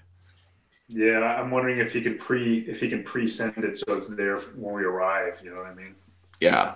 Oh, it makes sense. He's got all these resources he talks about, so I wouldn't doubt it. Just think about it, right? Something like that's got to come in handy. I mean, I know we can't use the cannon, but I mean, at some point, we all know the cannon is going to come in handy. So I'm wondering if, listen, this is some kind of sea creature. Having explosives that explode when it comes in contact with water, how could that go wrong? This shit. I mean, if he can get it for us, I mean, can we get like a store mannequin? Like I can't see why he couldn't have that delivered, right? I mean, we could probably find something. I mean, right? I mean, probably a mannequin thing, or that we'd have to think of what kind of decoy or mannequin we'd want to set up. You know, maybe that'll take a little more research about what'll be effective. But I don't see why we can't have some kind of explosive ready to go. Mm-hmm. You know. Yeah, I'm not going to doubt you. Like I said, you're always on point with this shit. So when we get up there, we should probably send them a postcard and tell them we need like a chunk of fucking lithium and, you know, either like a store mannequin, you know, something that's hollow, obviously, right? Because we don't want that thing to fall off. Mm-hmm. And maybe we need something that's a sturdy mannequin, but not sturdy enough to where, you know, maybe it goes after it and it can't quite break through, you know? Well, I mean, we could punch some holes and shit in it, right? So if we put clothes on it, we could just fucking pop a bunch of holes in it. So as soon as it grabs it and pulls it into the water, boom, right? Boom, it goes, yeah. Yeah, because it's not going to, you know, fucking monster's not going to know the difference. I mean, unless they could smell it or something, right? I mean, it might not grab it if it doesn't smell like a person. And hey, you never know. If this ends up anything like the last time, we end up killing somebody, we can, you know, hopefully not, but yeah, we don't want to do that. Well, hey, we didn't want to do it before, but we did. Well, the motherfucker was going to shoot Randy. Well, hopefully I think what's more important is my life. Yeah, I think. Yeah. Fuck, that guy was a piece of shit anyway. They were selling drugs and raping people. Like I mean, I don't want to kill people, but like if anybody was going to die, like that guy was like legitimately deserved it. Yeah, I agree. But yeah. I think conditions on the ground will dictate maybe what kind of decoy we'll be using. Mm-hmm. But I think definitely we should get some explosives. All right, cool. Well, when we get up there, we'll shoot him a message. Hey, do you think we should shoot like a Ghostfacers video? Like, you know, we're in the parts unknown on our way to the Great White North and blah, blah. You know, should we do one of those things? Oh yeah, we definitely got to do a teaser before we, get into it. Yeah, fuck yeah. So do we want to do it on your phone? Like you get all of us like in the cab because I'm in the back. So like if I do it, it's not gonna work. Yeah. We'll do that, and we'll I'll edit some old footage into it and stuff like that. I'll take some snippets from some old shit and just be like, we're going to Canada, and we just, we're going up there, and we're, there's a lot of suspicious activity, and we don't really know what's going on. But, it may be by land, it may be by sea, but we'll figure it out, that kind of thing. Cool. Yeah, and we don't use like the actual location. No. Yeah. No, we'll just say somewhere up north or whatever. Yeah. Cool. If anyone's wondering, right now in Mary's Harbor, it's 36 degrees. Tomorrow, high of 46, low of 32. It's October. So it's cold as fuck. Yeah. Fuck that. I don't know anybody who lives there. I don't either. I think the population is pretty small. I imagine it's really far up, so I picked the really obscure place in a very, very far away. So, well, that's okay. When everything goes to hell in a handbasket, the rest of the Canada will be protected. Yeah, that's right. It's easier to cover up with your, shock troops to just burn the whole place down and call in a firestorm. Cool. So yeah, I mean, I guess after we cut like a little teaser thing, then Aaron reaches into his bag, unzips his bag, and then pulls out like a Iron Maiden, like Peace of Mind, and he's like, hey, put this one in. Let's just fucking rock out for a little bit. Hell yeah, dude. So I throw it in. Cue it up to the trooper. We'll listen to that shit. Try like put it on now, and then go back to 1, and we'll listen to it again. Fuck yeah! You guys fucking just headbanged some serious metal for hours on end and get brain damage. You have concussions from too much headbanging. I guess before, I mean, it's gonna take us a couple of days. Like, I guess before we get out of the United States, then we'll make sure we stop at a McDonald's, grab some fucking McRibs. Damn right, we'll.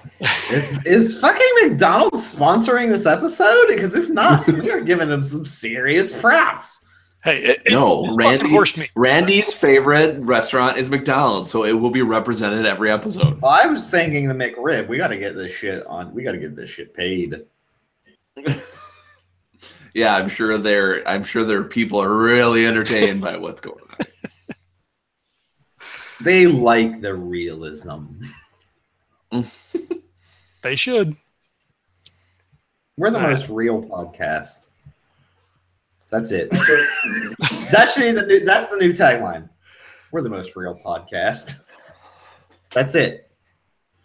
At least this game for sure.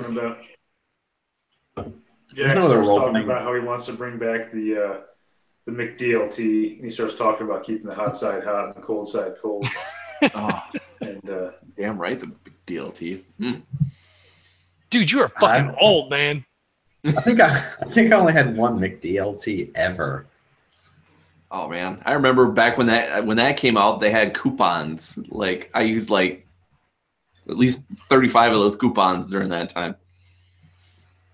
Yeah, man, you must have been like, 8 years old or something? No, I think I'm thinking of something else. I can't remember what that other sandwich was. It was Big in high and school, tasty? so it's like, what's that? Is it the Big and Tasty? Because apparently that replaced the McDLT. Yeah, maybe that was it.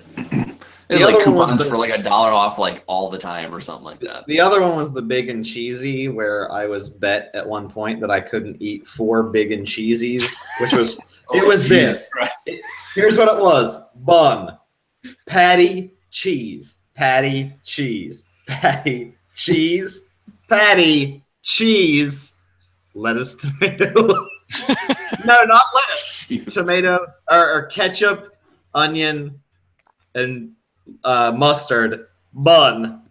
And I was like, I guarantee I can eat 4 big and cheesies. And I was like, what are you going to give me if I can? And the response was, well, you get the 4 big and cheesies. And I was like, fuck you. Fuck you. That was my science teacher. I was like, I'm not going to eat 4 of these fucking things for no money. I need at least $100 to die from big and cheesy. Like, I'm not. I get them for free. I don't want one of them, let alone 4. I need paid for this. He wouldn't pay me, so I didn't need them. At least a ride to the hospital. Wasn't there? I know. They also had like they had like the Jordan burger, and it had like 3, and it had like a slab of bacon on it or something. They had something that was like the McJordan. Yeah, I think that was McDonald's too, because they had the commercial with Jordan and Bird. Yep. I think that was a triple. Oh, McDonald's. I think that was a triple with like a. Oh wait, they're still around. I think it was a triple with a Canadian bacon on it. Oh. Nice. Maybe we'll find that in Canada. Mm-hmm. But now they call it the Mick. I don't know who's a famous Canadian athlete. The Mick Hoser. I don't know. You're editing all this out? This is gold. I'm going to put it on the end. Like, it's not your main to with the action that's happening. This is gold, man. Anyway. Yeah, I don't dump this stuff. I move it to post end credits. I feel sorry for everybody that listens to this. I'm sorry. I try to do a good job, but I also try to keep it real. Yo. Well, when the players just like RP phone calls and like, talk to their parents and like, email shit, texting. We're getting to the action, guys. It's the build-up. In the chat, SER3255 says Arch Deluxe all the way. That was it. I think that was it. The Arch Deluxe. That's the one. That was totally it. Oh man, you the man or woman, whoever you are, you did it. Thank That you. was it, the Arch Deluxe. SCR, whoever it is. Yeah, you're killing it. Actually, I think they gave out free coupons. I think it was free coupons. Man, those were the days. They're trying to get you hooked like a crack dealer. The first one's free. Oh and yeah. You just come back and then you have a heart attack. Yeah. Do they still give out the coupons for Halloween, like those little booklets that? Yeah, they sure do. They do. Really? Yep. Get a free box of cookies. Kurt has them already. He went out today. Right, the 1st of He October. got a box of them. He went to every McDonald's in the area. He's got a whole fucking box. I knocked on the door right away in the morning.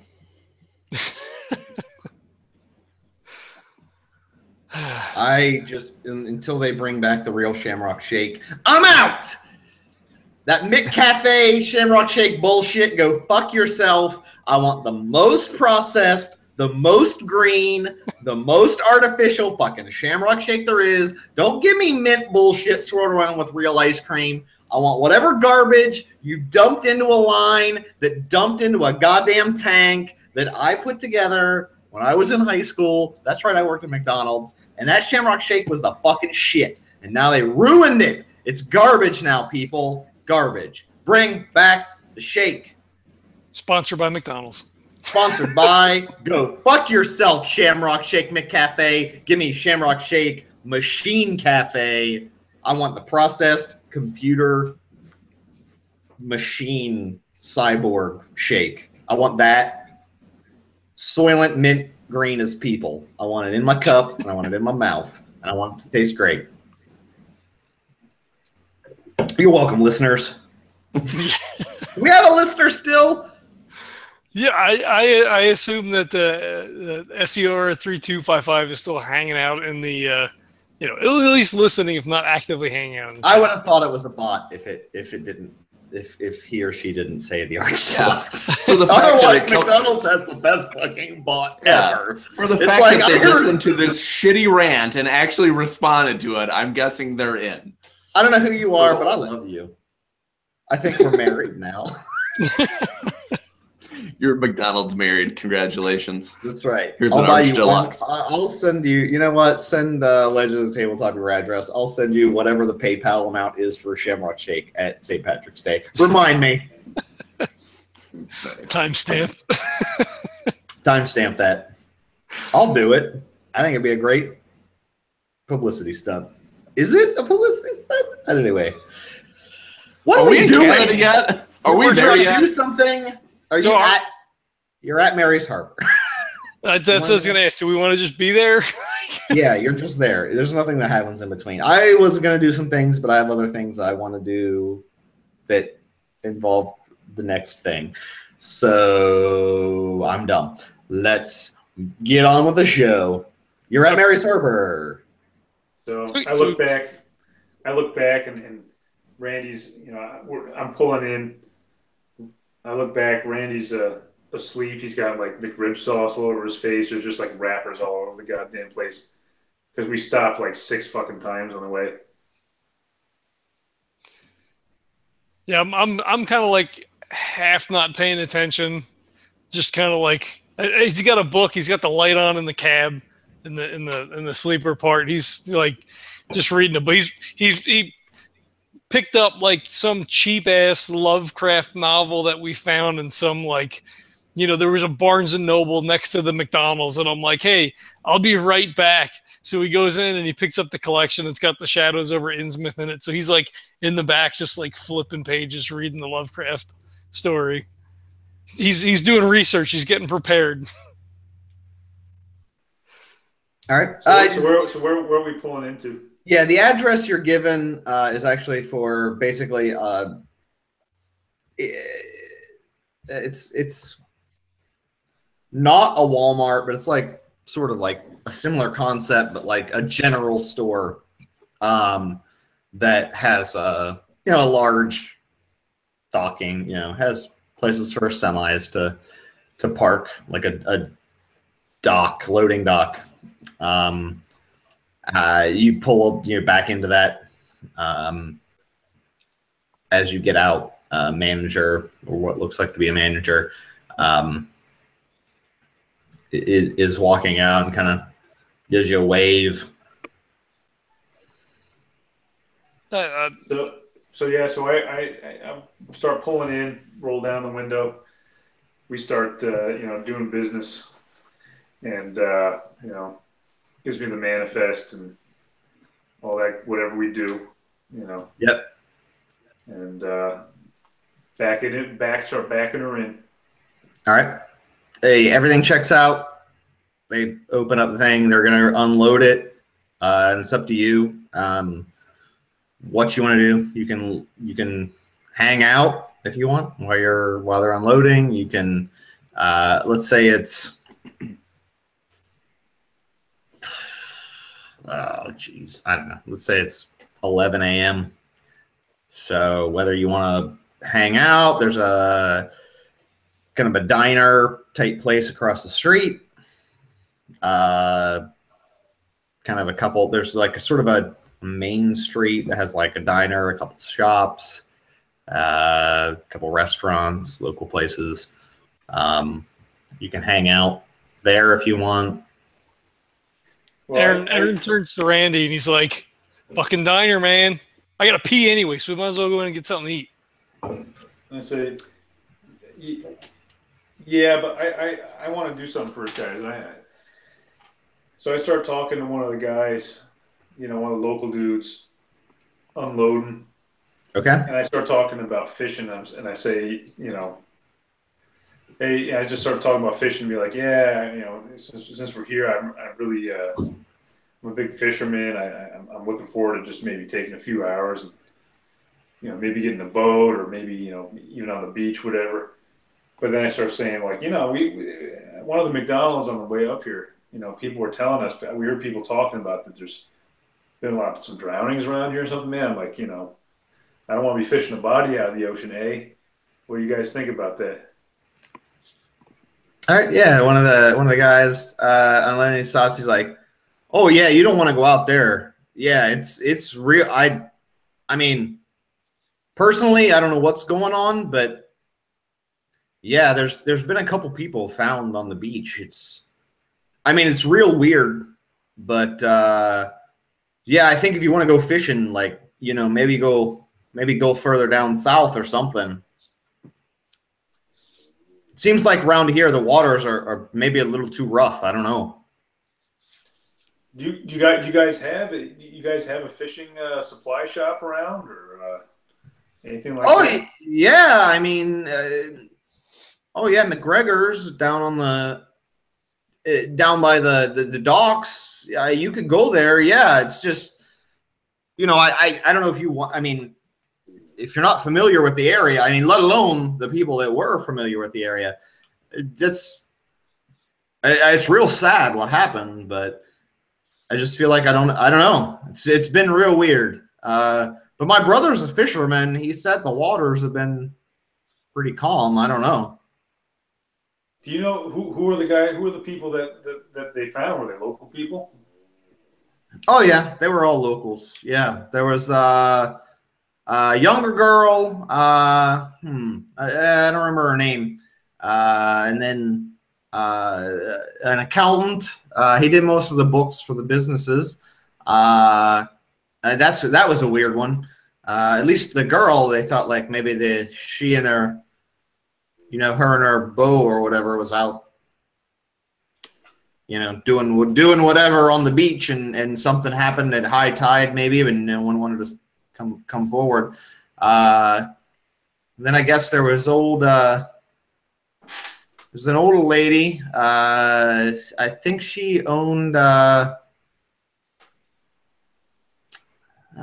She owned the pawn shop. Well, I don't know, curio shop, whatever you call it. Old junk, basically. So then that was weird. I don't know why she would have. I mean, she never went down to the beach or anything. I don't know. She wasn't out on boats or anything. I don't know. And then I guess the last one was, who was the last? It was the mayor's kid. I don't know. He was out. I guess he was out fishing. Seems like just the standard thing, and then came back. I don't know. They found the boat. It washed ashore, kind of, sort of near the body. Wow. Yeah, I don't know, man. Maybe I don't want to be fishing around here. Yeah, that's what I'm saying. I think maybe you want to you want to go somewhere else. Just, I mean, you can do what you want, but I don't know. It's it's been a little weird around here. They kind of discouraging folks from fishing. Hey, well, thanks for the info. I hope things calm down around here. Yeah, me too. I mean, I hope my brother's all right. I mean, he seems to be doing okay, but what do I know? I'm just schlepping stuff off this stupid trucks all day. Then I'll be sitting on my ass the whole time, right? Like whenever the winter comes, it'll be hanging out, restocking shelves that the 50 people that come in every day try to buy. It's boring. What do you guys do here in the wintertime? Like, you guys get like snowed in and shit, or? Well, I mean, sometimes, yeah. I mean, it's pretty bad, right? It's cold. Snow hits for sure. So, yeah, we end up just kind of burying in, and it's just us. We're all pretty good friends. That's why it's weird, right? Like, it's like I knew everybody that died. It's not like it's just some like random name in the newspaper. I'm sorry to hear that. That's gotta. I mean, one person, you lose one person in a small community, and it's it's a pretty big deal. I can't imagine you lose 4 people that I mean, even in passing, it's kind of fucked up. Yeah, I know. I mean, yeah, like the accountant guy, like I think he was the accountant for the store, so he'd be in. I'd say hey, have a beer if he was at the local pub. it's weird. Like it's like weird, right? You know, like you're not going to see him again. You know, I guess like being a young guy, I don't really think about people dying all the time, but you know, these days, I guess that's just what happens. Man, that's crazy. Huh. Well, to try to stay clear of the water, I guess. I mean, you know, Yeah, we're from Ohio. There's no water around us anywhere. Oh man, you're from Ohio. You don't even know. Yeah, you definitely just look. Just if anyone, they just tell them I told you not to go out there. Like, just don't go. Don't go out. Yeah, I mean that's fair. You know, Jack, he might, you know, he's a pretty big fisherman. You know, try to dissuade him from, you know, from going out on the water. I mean, he's a big guy, but you know the waves, they'll just take anybody. You just get pulled in. I don't know. I assume that's what happened with everybody, but it just seems weird, you know? Like, why were those people out there? All of those people, that's just a weird mix, right? I don't know. Yeah, it's so totally seems weird. Yeah, well, yeah, if there's anything else you need, let me know. I'll get the rest of these boxes out of your truck, and then you're welcome to head on out. Thinks everything looks pretty good. Everything seems to check out. Cool. What I mean, we may want to stay for a day or two. You know, it's a freaking long drive coming up here. I mean, we've been on a road for like 3 days. Like, what's the best place in town to kind of, you know, hole up for, you know, a couple days and just kind of like relax and, you know, kind of take in the scenery a little bit. We've never been up here before, so, you know, kind of like see the sights sort of thing. Oh yeah, I I don't know about sites, but there is a bed and breakfast that I've heard good things about. I mean, I don't stay there. I live here with my mom, so you know, I really need to stay at a bed and breakfast. But it's down the street. It's the Harbor Inn. It's old Miss Garrison. She's the yeah, she's not that. Don't tell her I said old. She's there though, and she's the owner proprietor. I heard she makes a great skillet in the morning, scrambled eggs and potatoes and all that stuff. It's good stuff. So yeah, I think that's probably your best bet. I've heard it's super comfortable. A lot of folks that come in looking for sightseeing, you know, they want to see whales or whatever, or come and do some of the crazy, you know, kind of sort of the crazy fishing way up here. They'll stay there. I've heard good things. So if you tell her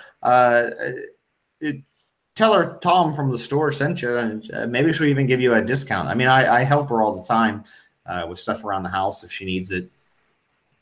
Very cool. Mrs. Johnson? That's what her name is? Garrison, yeah. Oh, Miss Garrison. Okay, yeah. Cool. Well, yeah. You know, thanks for the tip. You know, I'll drop your name. We'll see what happens. But I think we're gonna go grab something to eat. I gotta pee like crazy. And yeah, I mean, you know, it's like it says long drive. It's, you know, it's about lunchtime anyway. So oh yeah, yeah. What do you think, Randy? Get anything over there at the diner. Get anything that has melt after it. That's the best stuff. You know, it's all hot and gooey warm. It sounds like that'd be right up Randy's alley. Well, thanks. We'll catch you around, I guess. Oh yeah, sure. Have a good one. Yep, thanks. And we'll grab Jack and head over to the diner, I guess. Okay. I don't think we need to like rush to the bed and breakfast. I can't imagine there's very many people coming up here. Probably not. Yeah, you go to the diner. They take your they like up. They take any seat you want. There's booth. It's just a standard kind of it's not like a Airstream diner. It's just like an old school house diner type place. Down home type cooking. Cool. Well, we'll take like a table kind of away from everybody else. Okay. Yeah, there's a table kind of in the corner, sort of not really in the back, kind of the corner table as you come in, and it's an L shape. You're kind of at the corner of the L. Mm-hmm. People are it's there's a few folks in there, but not a ton. Okay. We'll order order a pot of coffee, and Okay. I guess it's like, well, I mean, what do you think, Randy? We do like maybe like a walkabout, kind of catch the lay of the place, or what are you thinking? I think we should. I mean, we should get ourselves at least, figuring out where things kind of lay, just in case we have to kind of make ourselves scarce, or if something happens that we don't really know what's really heading for us. So I think we need to figure out the lay of the land for sure. Yeah. How old is the waitress that comes over that's working our table? Not very. You'd say, maybe 19. She's pretty young. Okay, so that's not an avenue. So you're like, all right. I mean, the place can't be like super big, right? So maybe like walk from one end to the other. We'll go register at the place. I assume that Mrs. Garrison is probably like, well, he said she was old, so I mean, maybe we can. We'll give her the Ghostfacers card. We can, kind of ask her if there's any local legends. Tell them that we're in town, kind of like, just shooting, getting some shots in. We're doing some like, local lore kind of segment for the show, and see maybe we get something from her. Yeah. If she's been around here for a bit, she'll obviously know some things that we don't. So it'd be nice to get that from her. Yeah. All right, that's cool. Shit, I don't know. I mean, it seems like a sleepy little place. I mean, it doesn't seem like anything would be anything weird, at least not on the surface from where we were, right? I mean, drove through, everything seemed kind of quiet. And yeah, but you've seen Fargo. Anything can happen. You know that. Well, yeah, I mean, all right, man, where the fuck did Jack go? He's still in the freaking bathroom? So it was a long trip, man. He complains that he doesn't like McDonald's, but man, he's really hitting up those Shamrock shakes. Well, it's not really a shake anymore, though, right? It's more like some weird kind of like mint thing. I don't know. Yeah, it was weird. That was out of season, but whatever. Yeah. Shit. So I guess we'll just order food, and we'll just kind of like mull over the goings on. This week. I mean, without giving too much away, we should take some shots here and there of the land so we can use it for some of the video too. Yeah, I mean, if Ghostfacers is our cover, then I can't imagine that it would be strange for us to be out. Like I'll bust out like the windbreaker that's got the Ghostfacers logo on the back, like the reporter on the scene kind of thing. Nice. Yeah, that way if anybody like does come up and like stop us, would be like, yeah, Ghostfacers, like here's the card, like check out our YouTube channel, blah blah blah, whatever. Yeah, and maybe that's something we can do when we see Mrs. Garrison too. Maybe we can just pretend that we're a little bigger than we actually are, and maybe we can get probably a little more information out of her than if she trusts us. Well, I mean, we're kind of big. I mean, you look understand. at the numbers, right?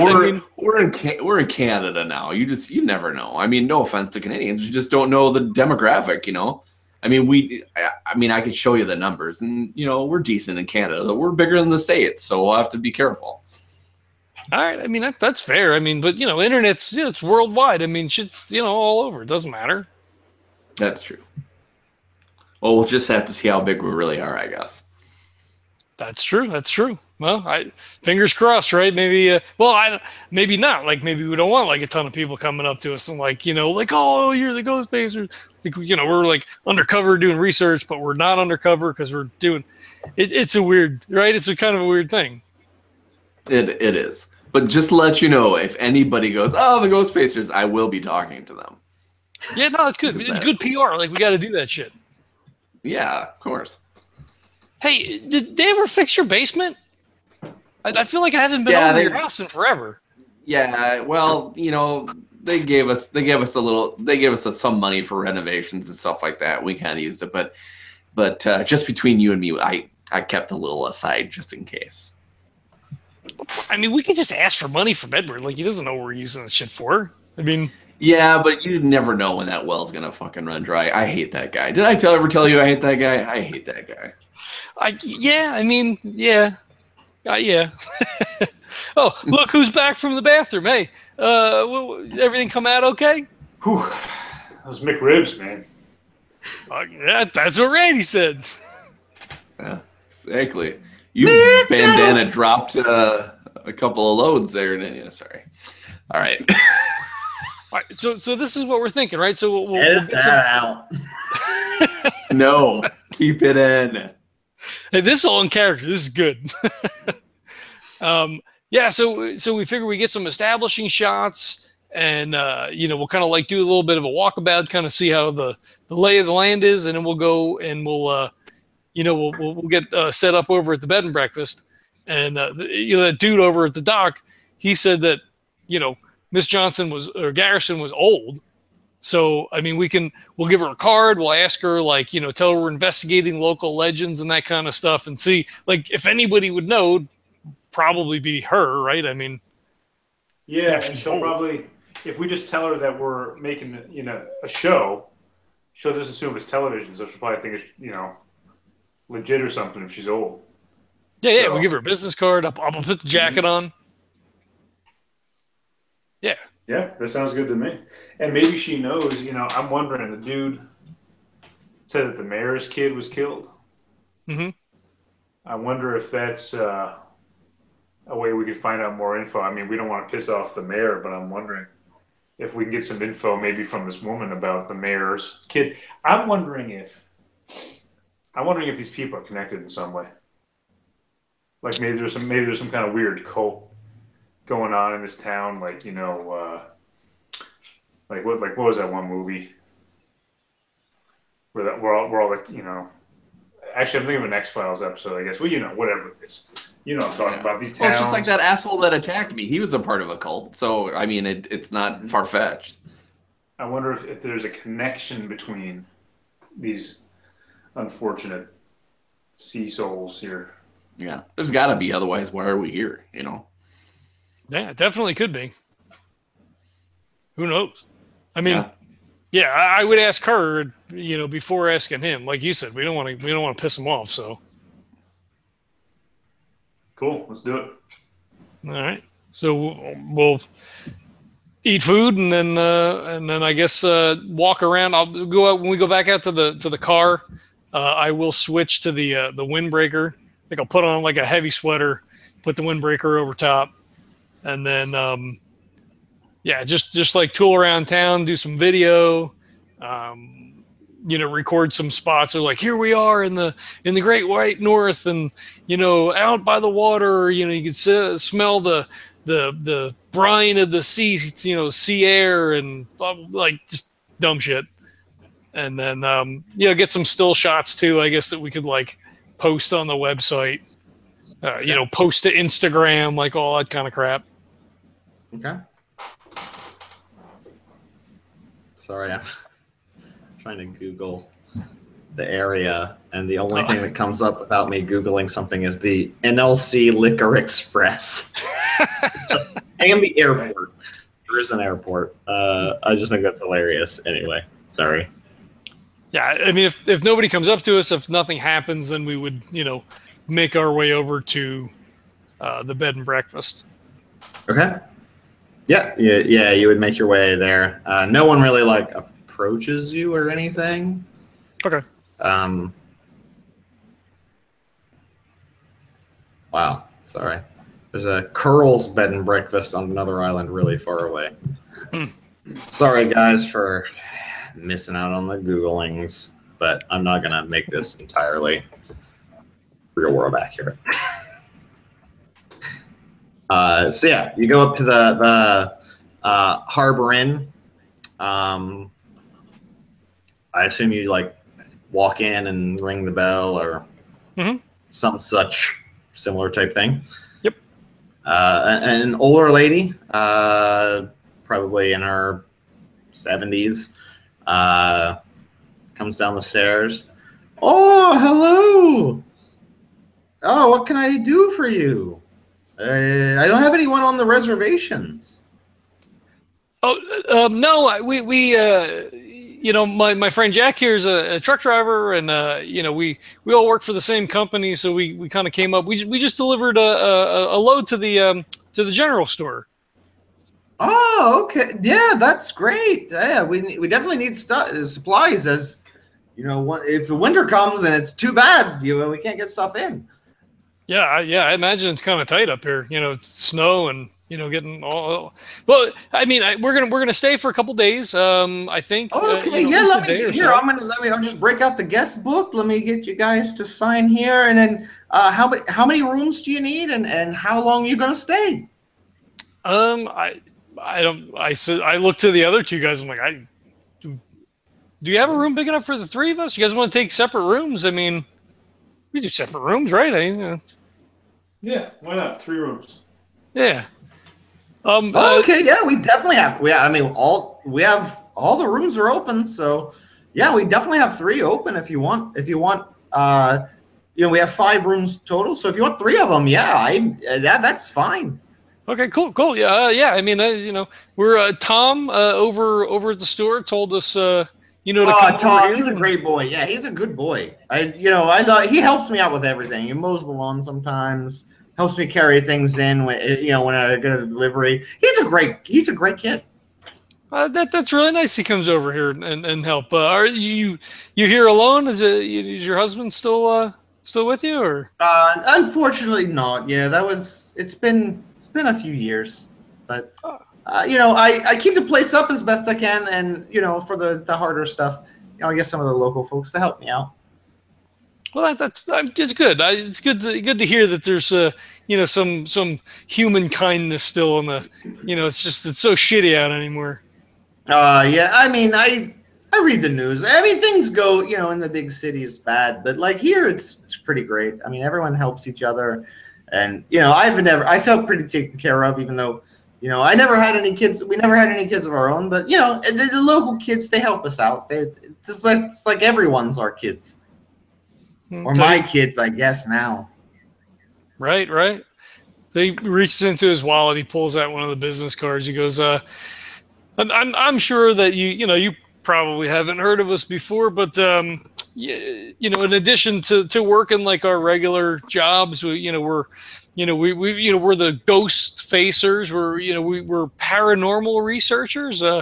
We're up here also, since we're here, that's kind of why we all came together. We're, investigating some of the local legends and stuff, local lore. Is there, anything like interesting or cool or scary that, that about that kind of like is maybe known in this area?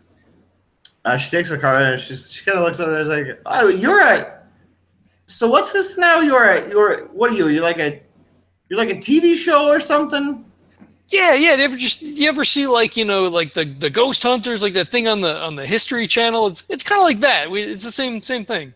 No, I mean, I only get like 3 channels here. I mean, I just have what's on the satellite, so I get there's like 3 channels. It's pretty simple, but so like she look for ghosts and things. So you want to you like ghost stories or whatever, and tell those on TV. People pay you to watch. People watch ghost stories on TV. It's crazy that cable. I mean, you can find so much crazy stuff on there.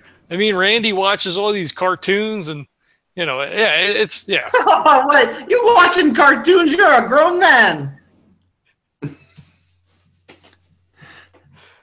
What are you doing watching cartoons? It's funny for like once in his life. For once in his life, he's like has no words. He's kind of like, "Yep, that's the deal." I usually be chasing girls or something. I don't know. Anyway, what? So you're looking for ghosts. I mean, this place isn't haunted. If you're looking for ghosts, I mean, there's nothing scary here. It's just me and a couple cats and that's about it. If there's any other guests, but there aren't any right now. So it's kind of the end of the season. It's not really great in the season. October's pretty cold, so. Yeah, it's freezing here. It's about 20 degrees colder than from Ohio. That's where we're from. Oh yeah. It's great most of the time, but yeah, right now it's getting cold. It's only going to get colder. So, yeah. I mean, I haven't heard of anything. No weird legends around town. No, sea tales. I assume this has always been sort of a fishing town kind of thing. No old legends or anything.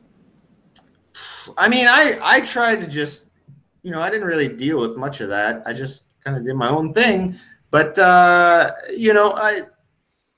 mean, there's your normal sailor tales of sea monsters or mermaids or whatever craziness they talk about. But I think that's mostly just the drinking. But if you want to talk, I mean, I never really put much stock in it, so I just kind of didn't think about it. There is I'm probably I think I'm only the second oldest still in town, so you might want to talk to old Seamus down at the pub. He's there. Well, he's there every night. Let's just be real. Let's be honest. He's there every night. That's what he does. His last name's Stewart. Seamus Stewart. He's I don't know. He's one of the. He's even older than my generation. He goes way back and thinks of all that stuff. So he has a lot of tales to tell. He tells them all the time. Well, he'll talk your ear off. Yeah, no, that's cool. I mean, thanks. I appreciate that. And maybe we'll go down and talk to him. We'll go out and maybe grab a beer tonight. Do you do dinner here at like a specific time, like a bed and breakfast? You guys normally have like set time frames for stuff, and I mean, I don't plan a dinner, but if you want, I can certainly do that. It's a little extra charge, but yeah. I don't want to put you out. I mean, if we're the only ones here, we can we'll go out. I mean, I mean, if you want I'm happy to cook, but the pub also does have food too. So if you're gonna go there anyway, then maybe you want to, I'll tell you what, they make a pretty mean sausage. Okay. They make a good plate there. So maybe that's, that might be your thing. Okay. Well, we'll kill two birds with one stone. We'll grab something to eat and we can talk to Seamus. Yeah. And if you want, you can, tell him I sent you and buy him a pint. Tell him that, always buy him a pint. If you buy him a pint, he'll talk your ear off. Okay, cool. Well, thanks. What room numbers? Well, we'll grab our bags and stuff. She directs you to. It's up to you. There's basically like, three. There's like one really fancy room if you want it, and then three kind of like normal, like double bed, full bed, or like queen, whatever, and then like one smaller room that's like two twins. I'm guessing you guys are going to do or you can argue about if anyone wants the fancy room. It doesn't matter to me. Yeah, we'll just take the three normal ones. Yeah, we want to put the old lady out. Yep. All right. So so the double bedroom is on the bottom, and then the second story is like the fancy room, two of the normal rooms, and there's a third story that's the other room. So one of you's at the top floor, third story, and then two of you are on the second floor. Well, do we all want to be on the same floor? I mean, just in case. Yeah, we might as well. Yeah. You want the fancy room, Randy? Yeah, I'd love the fancy room. Are you kidding me? It's not like we're paying for it.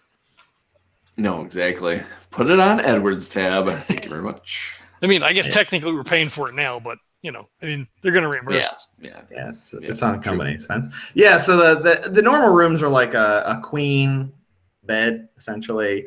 There's a bathroom between the two with a shower and everything. The fancy room, the master room is, or the queen suite, as they call it, is like a king size bed, full on like seating area, sitting room area as well. You know, like a separate tub and shower, bathroom, super fancy, 4-poster bed. Everything's like extra nice, extra fancy. Nice. Cool. I'm gonna say Erin probably brought like Carcassonne or some kind of like game that they could play like in downtime kind of stuff. So I don't know if we want to chill for a little bit since we've been in the car all day, or do we want to just if it's like 11, well then we walked around. You ate, you walked around, so it's probably more like 2 3 right now, 1 or 2. Yeah, I'd say 2, but 3 sure. 2, all 3. Right. By the time you get settled, 3. Yeah, I was gonna say, Jack, you wanna like grab a nap before anything happens before we go out? I mean, you did most of the driving. Yeah, why don't we set the alarm for like 7? All right, that's cool. Late dinner. What do you think, Reddy? You want to get in a game of Carcassonne, or you want to sack out? I'm good to play a game. I mean, I slept most of the way. You guys kind of did the work. I just kind of sat there. Shit. All right. Well, there's plenty of room in your bedroom. Let's get it all fucking set up in there. Oh yeah. Cool. Did his room have a fireplace? Yes. All the rooms have a fireplace, by the way. Okay. Cool. His room has like literally like a living room, sitting room with a fireplace. Yeah. Is it gas or wood? I assume it's probably gas. Right? Is it wood? Oh no, it's wood. This is wood, baby. Fuck it. So he's like, dude, get that set up. I am gonna fucking start a fire. Cause hell yeah, one, it's cold, and fuck, there's a fireplace in here. Like a roar, like it's a fancy, it's a very like it's old school, but like really big, stone, nice mantle of like walnut. It's fancy. It's nice. Nice. Yeah.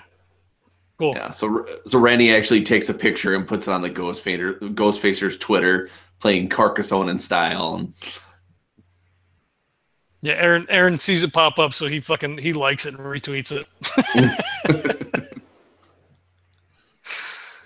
Man, shit! I wish we'd have brought some like fucking brandy or something, right? Like fucking like sit by the fire and like swirl some brandy or some shit.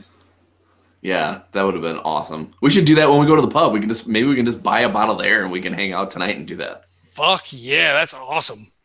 Definitely get some stoves, maybe. Oh.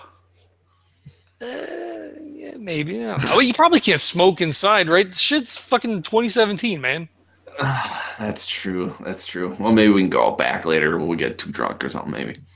Probably smoke at the... I don't even know if we could smoke at the bar anymore. Nah, probably not. You don't want that anyway. That's no good for you. Oh, one's not going to kill me. Yeah, probably not. So they gotta keep this temple up, right? Yeah. Yeah, that's it. Hey, fuck.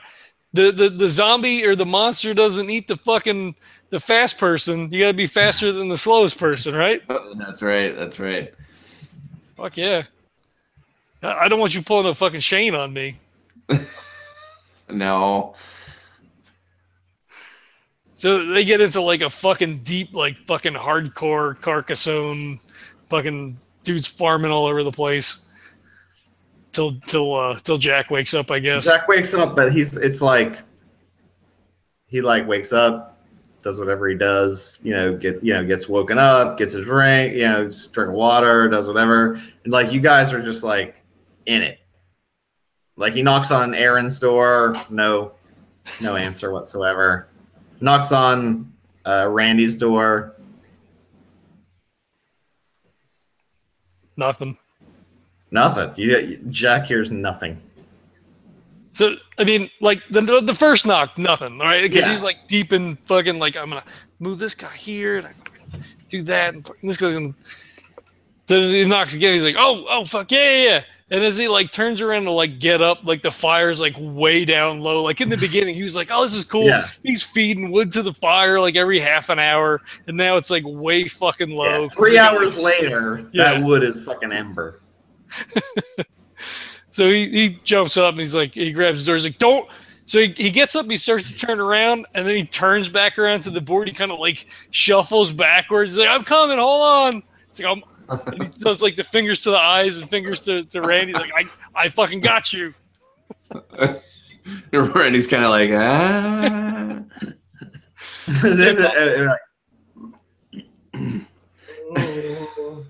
I'm putting some castle walls down. So he pops the door open. He's like, "Hey, man, come on in." And then he just like walks away and like leaves Jack by the door.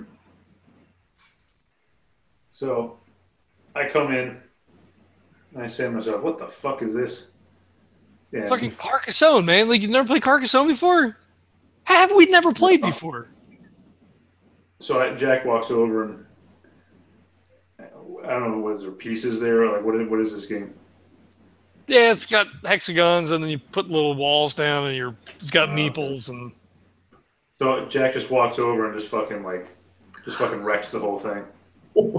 He's just like, Erin jumps up from the table. What the fuck, man? It's fucking 3 hours. Yeah, it's 3 hours, or you guys should have been sleeping or some shit, so we get ready to kick some monsters' ass. What the hell's going on in here? I was like 3 moves away from winning. Randy knows. He knows I was going to win. I was like, bam, I was going to do this. Fuck, man. And Jack goes, "Yeah, whatever. Come on, girls. We gotta get we gotta. You know, I see the fire's gone low here for your bromance with your little game here, but we got man's work to do now." Fucking goddamn it!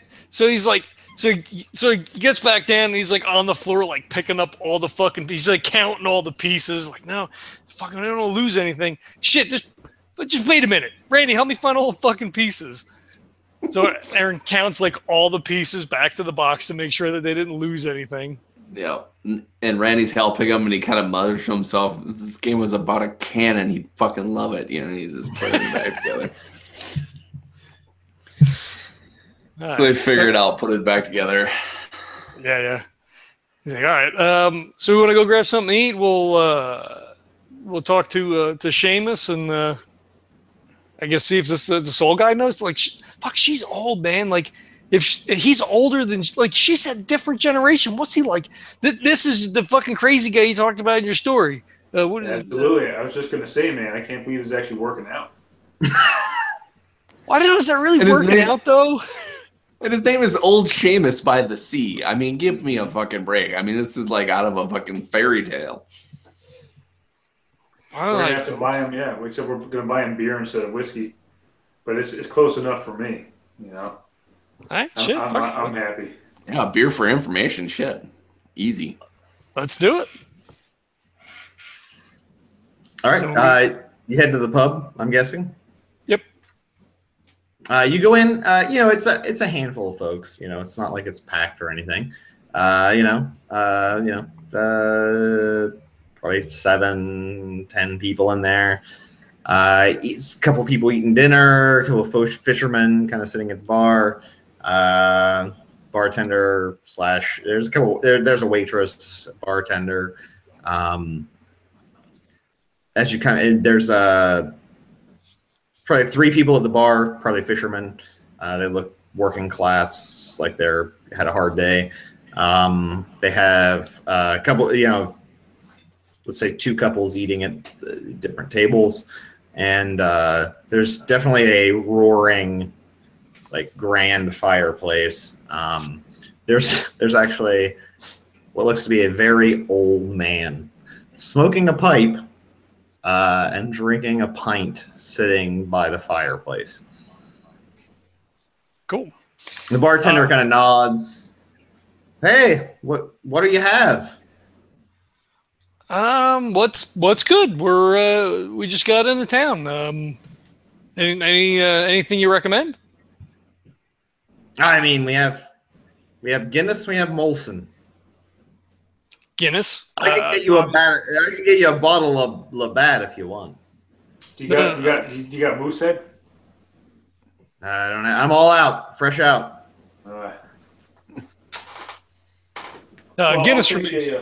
Yeah. I'll take a Labatt. Labatt Blue for me. He nods. Take whatever table you want. You want a menu? I can send the waitress over. He looks over to where Seamus is at, and he's like, we're gonna grab a seat by the fire. All right, just be careful. Leave him alone. Don't just. He's a whole thing. Just don't. If he says something just that offends you, just let it go. Oh no, it's hey, we're from America. Yeah, I mean it's fine. Like You'll be fine. Yeah. We'll be okay. So we'll I guess, is he at a table? He's at the bar, right?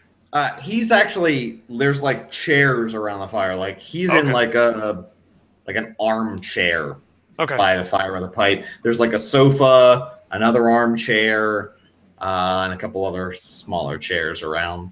And there's like a coffee table, couple end tables.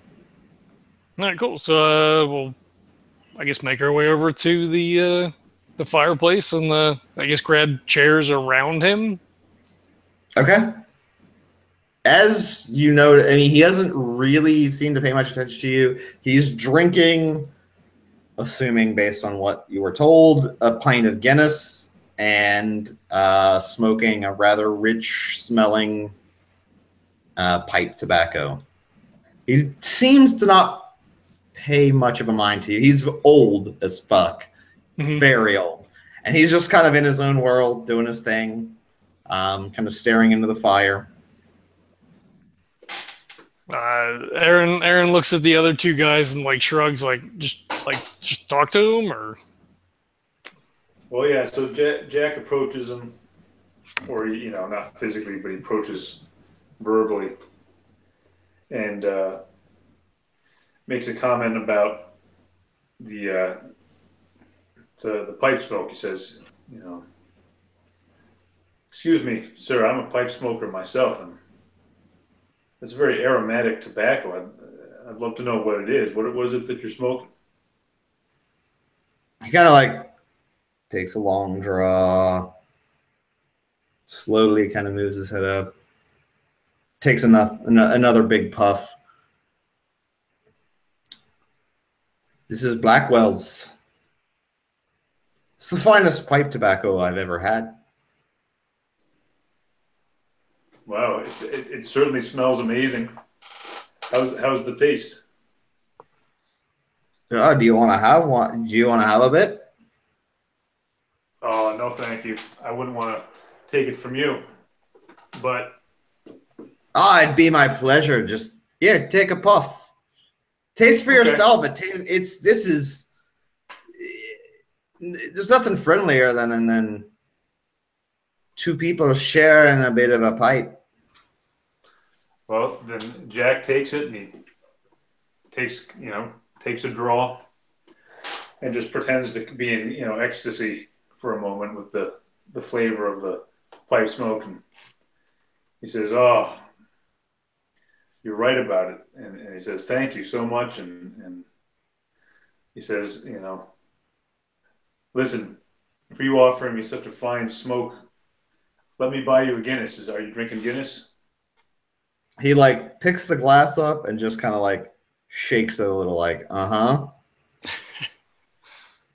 And I said, "Well, thank you. I'll be right back." So I get up and I get a Guinness and I bring it back and give it to him.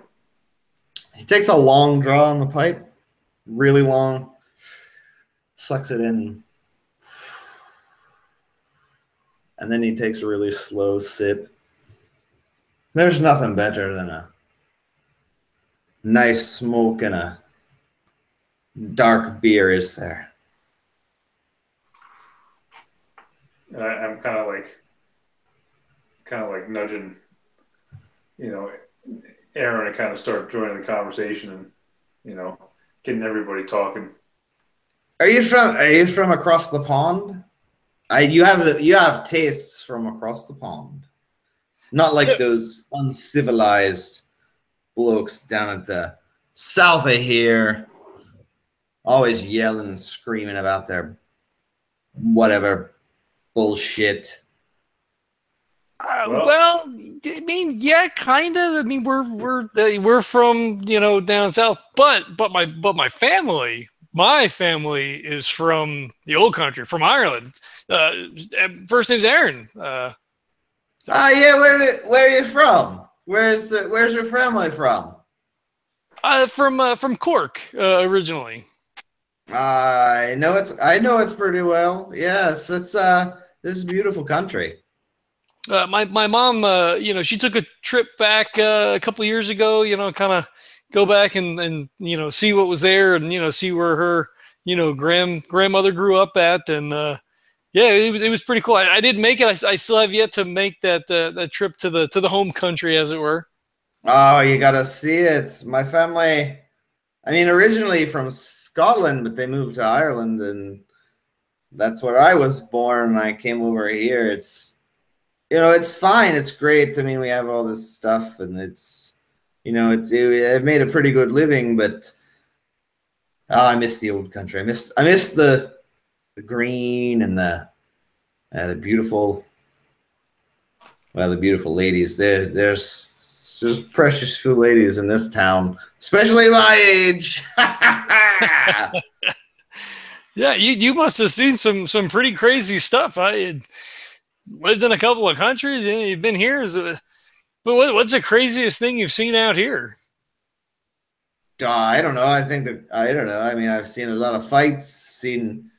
I don't know. I mean, there's people now have these little things, and they're touching them and pushing it, and it's like, oh, look, I have a thing, and so my friend from Hong Kong's on this little screen, and I'm talking to him, and I'm like, what? This is crazy. When I was young, you had to send a letter. You had to write a letter and like mail it, and it would take weeks. And now it's like, oh, I'm talking to this guy.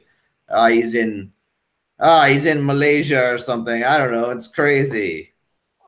Yeah, technology. I mean, as soon as they develop something, it's already out of date as soon as you buy it. It's crazy. I don't even pay attention. I have a phone that you dial. You do the right in the circle. Oh, the rotary. Yeah, I haven't seen a rotary phone forever. They still work. You dial them up, and I call my family and I talk to them and whatever. They love to hear from me, but I'm like, oh, I'm calling your phone. Is your phone in your pocket? It is our phones in their pocket. They're at a mall or something crazy. Yeah, that's nuts. You ever hear any like well, I mean, we're ghost hunters, paranormal investigators, if you want to, kind of use You're a what? Yeah, we hunt ghosts, kind of. I mean, it usually never turns out like that witches. What are you like? You're like witches or warlocks. You're like, oh, I'm binding spirits or something. This is kind of weird. I don't know. You should stay away from that. Just stay away from that stuff. Don't ghost hunters. Stay away from ghosts. You don't want to talk to ghosts. It's scary stuff. They do horrible things to people. Well, I mean, usually it's like, when we go, we either don't see anything or it just turns out to be like, a bunch of kids or whatever. But have you ever, so is there anything like, cool local legends or anything that we could, maybe get some footage on or like, talk about on our show? I mean, we're up here, so we're, trying to like, find out what we can while we're here. We would love to interview you for a few minutes to put it on our television show, if that would be okay with you. If there's another really long drag of the pipe, just empties it, fills it a little more, lights it again, takes another puff. Then he goes over, takes the Guinness, just drains it, and he just does a little more, jiggles it a little. Aaron. Randy will go. Since Randy's not doing anything, he'll go. Instead of grabbing a glass, he'll go and he'll grab a pitcher. Good move. All right. You put the pitcher down. I assume you pour him one from it. Well, of course. Come on. Respect. He like grins and he's like, "Oh, I like it. I like your style. It's what I'm talking about." He takes another drink. When I do things, I do them big, baby.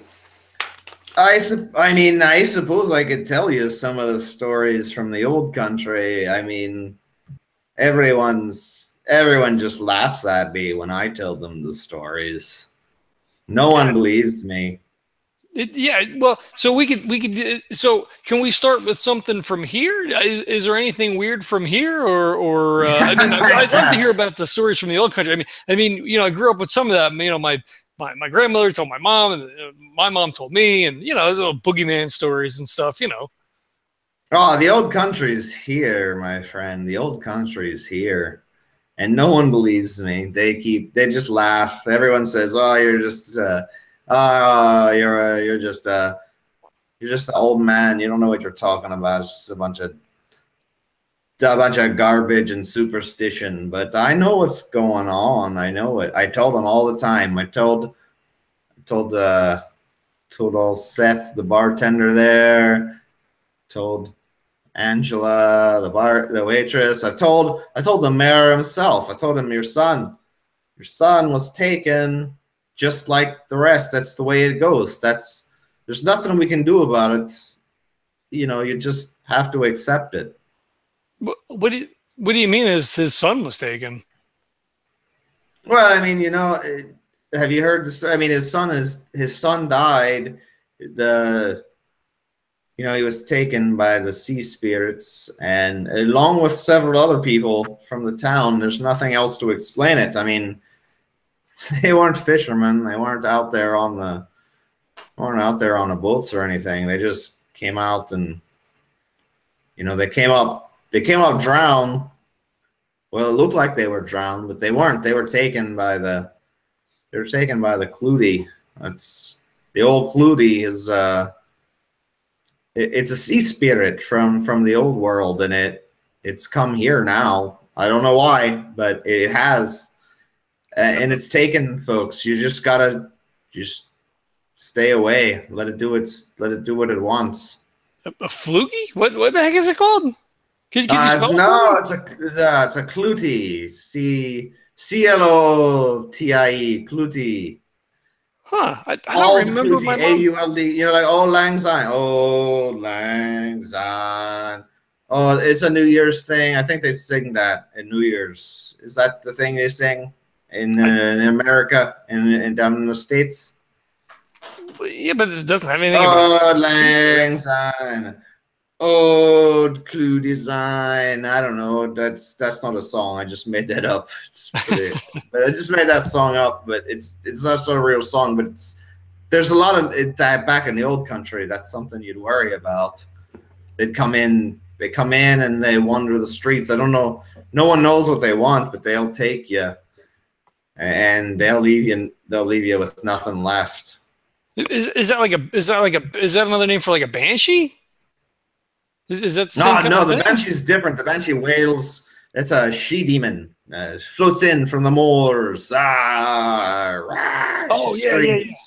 Right. And she screams, and then the scream will like drive a man insane. But no, the Clutie comes from the sea. It comes in, and it's not a lot of folks have heard about it. It's usually the older folks like me. It's kind of been lost through the ages, but it's something you have to worry about when you're living on the sea. I don't know. It's a creature, comes up and it drags you back into the surf, and you know sometimes people survive. I guess they say some people have survived, but they're no good anymore. They either babble incoherently or they just lay there like a sack of potatoes. So they grab people off land. They don't grab them off of like ships and stuff. Oh, I don't think so. I've never heard of a Clutie grabbing a man off a ship. Never Okay. heard of it. So that'd be like a mermaid then or something, right? Like I'm a little fuzzy on some Yeah, of or the legends. Kraken or Leviathan or something. But like, yeah, the Clutie, they wander. As far as I know, they wander the streets when it's dark. And again, I don't know. No one knows what they want. No one's ever. There's no way to speak to them or communicate with them. They wander the streets, and anyone who engages them just is either pulled in or breaks down. I don't know. All I ever heard was just leave. If you ever see a Clutie, just turn your head, walk away, and leave them alone. Let them walk their walk. Let them take their somber song back to the sea. So do they only grab people if they're out at night? So like so say nobody was outside, would they just like walk around town and then go back on the water? That's what I've heard. I've heard, yeah, if there's no one out, they'll moan and they'll wail, and I've always heard if you hear a Clutie out, it's a lower moan. It's not like the banshee wail or a scream. It's a low moan, like an old man crying out at the end of his life. And as long as you just stay inside, tuck yourself in, and go to bed, they'll wander along their path. They won't bother no one. But these days, you can't tell people not to go out. They're all out doing what they do. For me, I'm in bed by 9. I don't have any reason to confront any of these spirits. Nothing after that is good when you see it. So Have you? So I mean, a couple of people have unfortunately passed away. Have you heard moaning? I mean, you sound like you're pretty confident that that's what this is. I haven't heard. I mean, I haven't heard it myself. I mean, my hearing's not so great anymore, but it's, I haven't heard anything, but that's the way they say it happens. You show up dead, like you drowned, but you didn't drown. You just show up on the shore, and they've taken your soul. And that's what I think's happened. I think they've taken these people's souls. I mean, how else would someone so young as the two people who've died, the mayor's son, the young girl, they're both young. I mean, they wouldn't have been out. They weren't outside. They weren't trapped in anything. There's no reason for them to have drowned that late. I don't know. I told everyone we just need to lock the doors and stay inside. When did the Clutie start appearing in this area? I don't know. I mean, the first person died 3 weeks ago, maybe.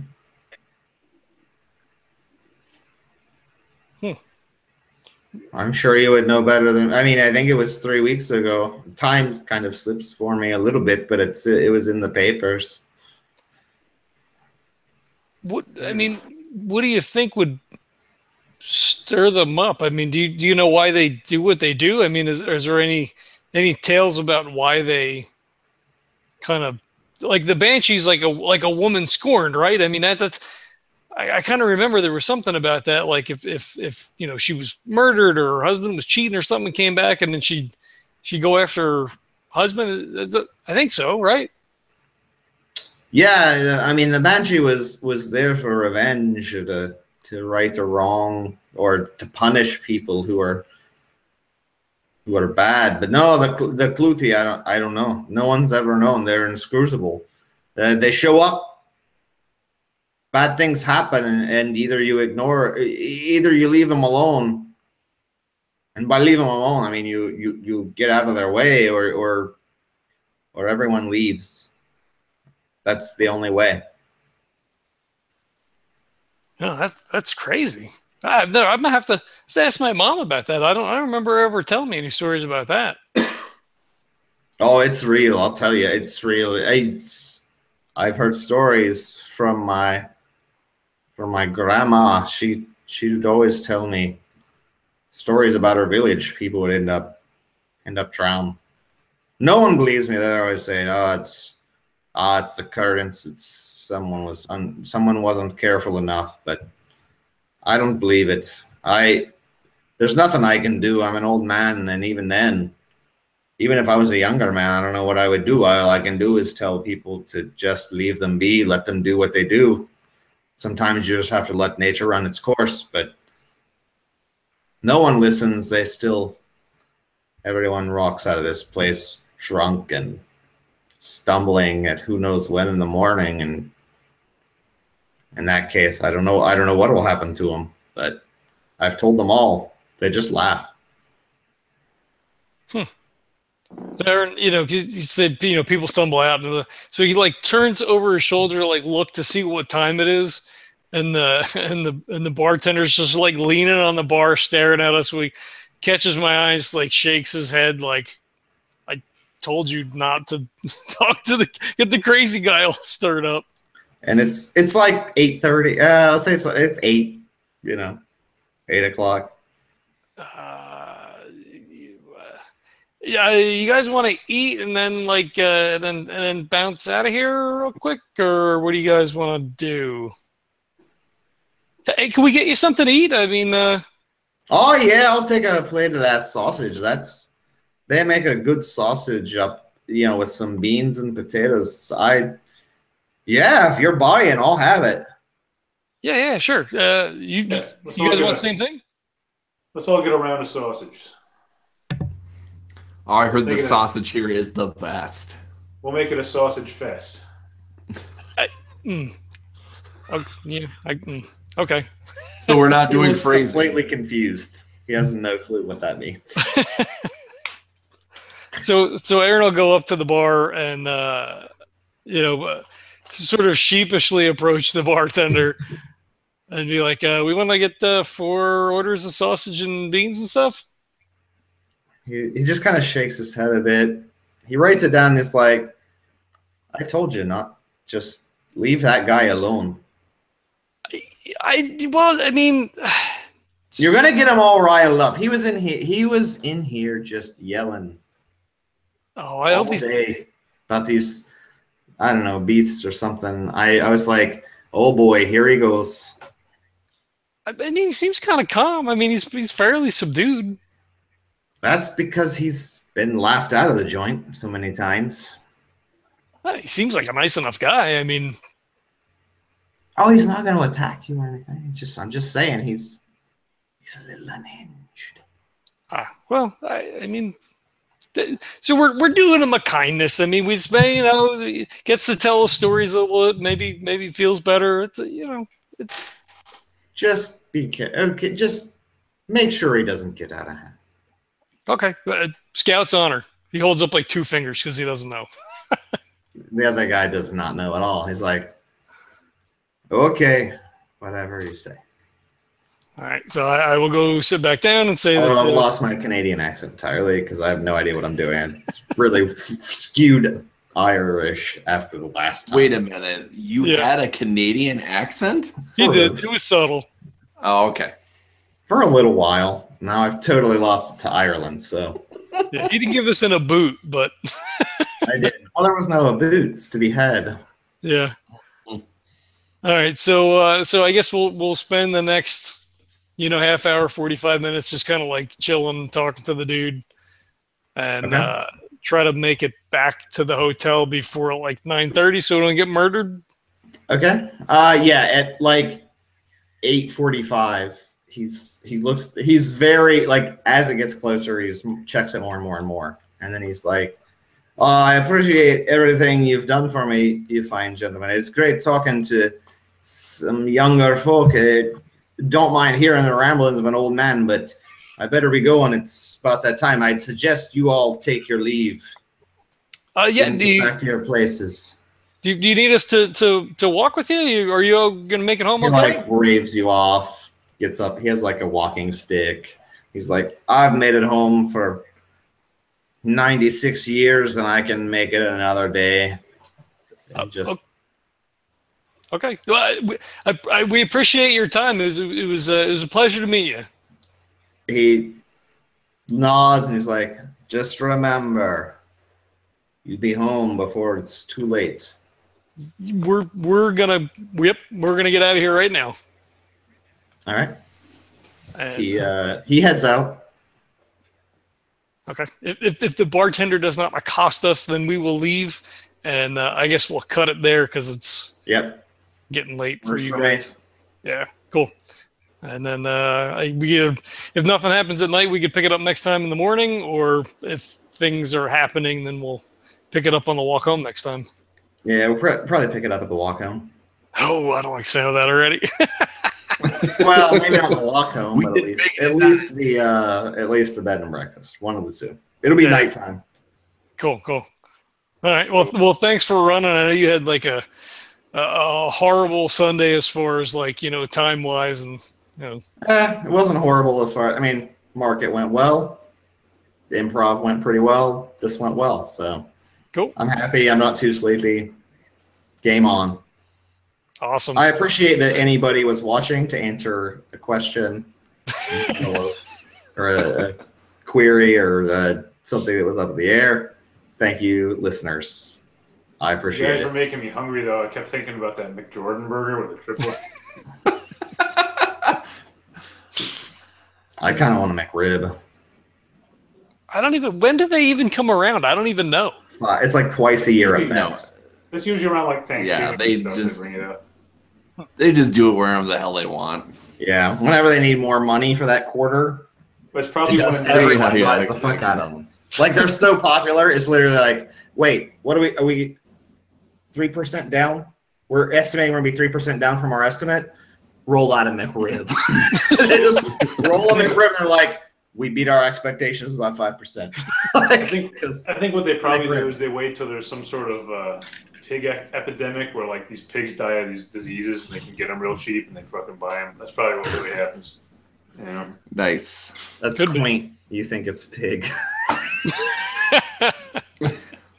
You mean when a bunch of horses die unexpectedly? Yeah, probably. No, all the squirrels in my neighborhood are gone. That's true. But not illegally gotten horses. Old horses. Glue-bound horses. Yeah. I don't know if they still make horses or glue out of. Do they still make horses out of glue? I wouldn't think so. Maybe some kind of specialty glue. That's my new project, to make a horse out of glue. That's what I said the wrong one. It's like, do they still make horses out of glue? That would be so meta. It'd be awesome. Like, look at this horse. It's made of glue. And people are like, it rides around. It's entirely of glue. It's beautiful. Yep. Well, that's why they use them for that. They're full of glue. That's right. It's the best. All right. Thanks, guys. I appreciate it. Yeah, thank you. Thanks for running. Thanks, you guys, for showing up for this weekend. Yeah. So we have if I'd shown up last weekend, it wouldn't have been as cool as this weekend. You know what I mean? So yeah, that's possible. That is true. And we are on the schedule for the end of the month. It's like the 29th, I believe. We're still going to make that happen. Sunday. Yeah. That one I'll be better off, so that's good. I won't have any market that day for sure. Awesome.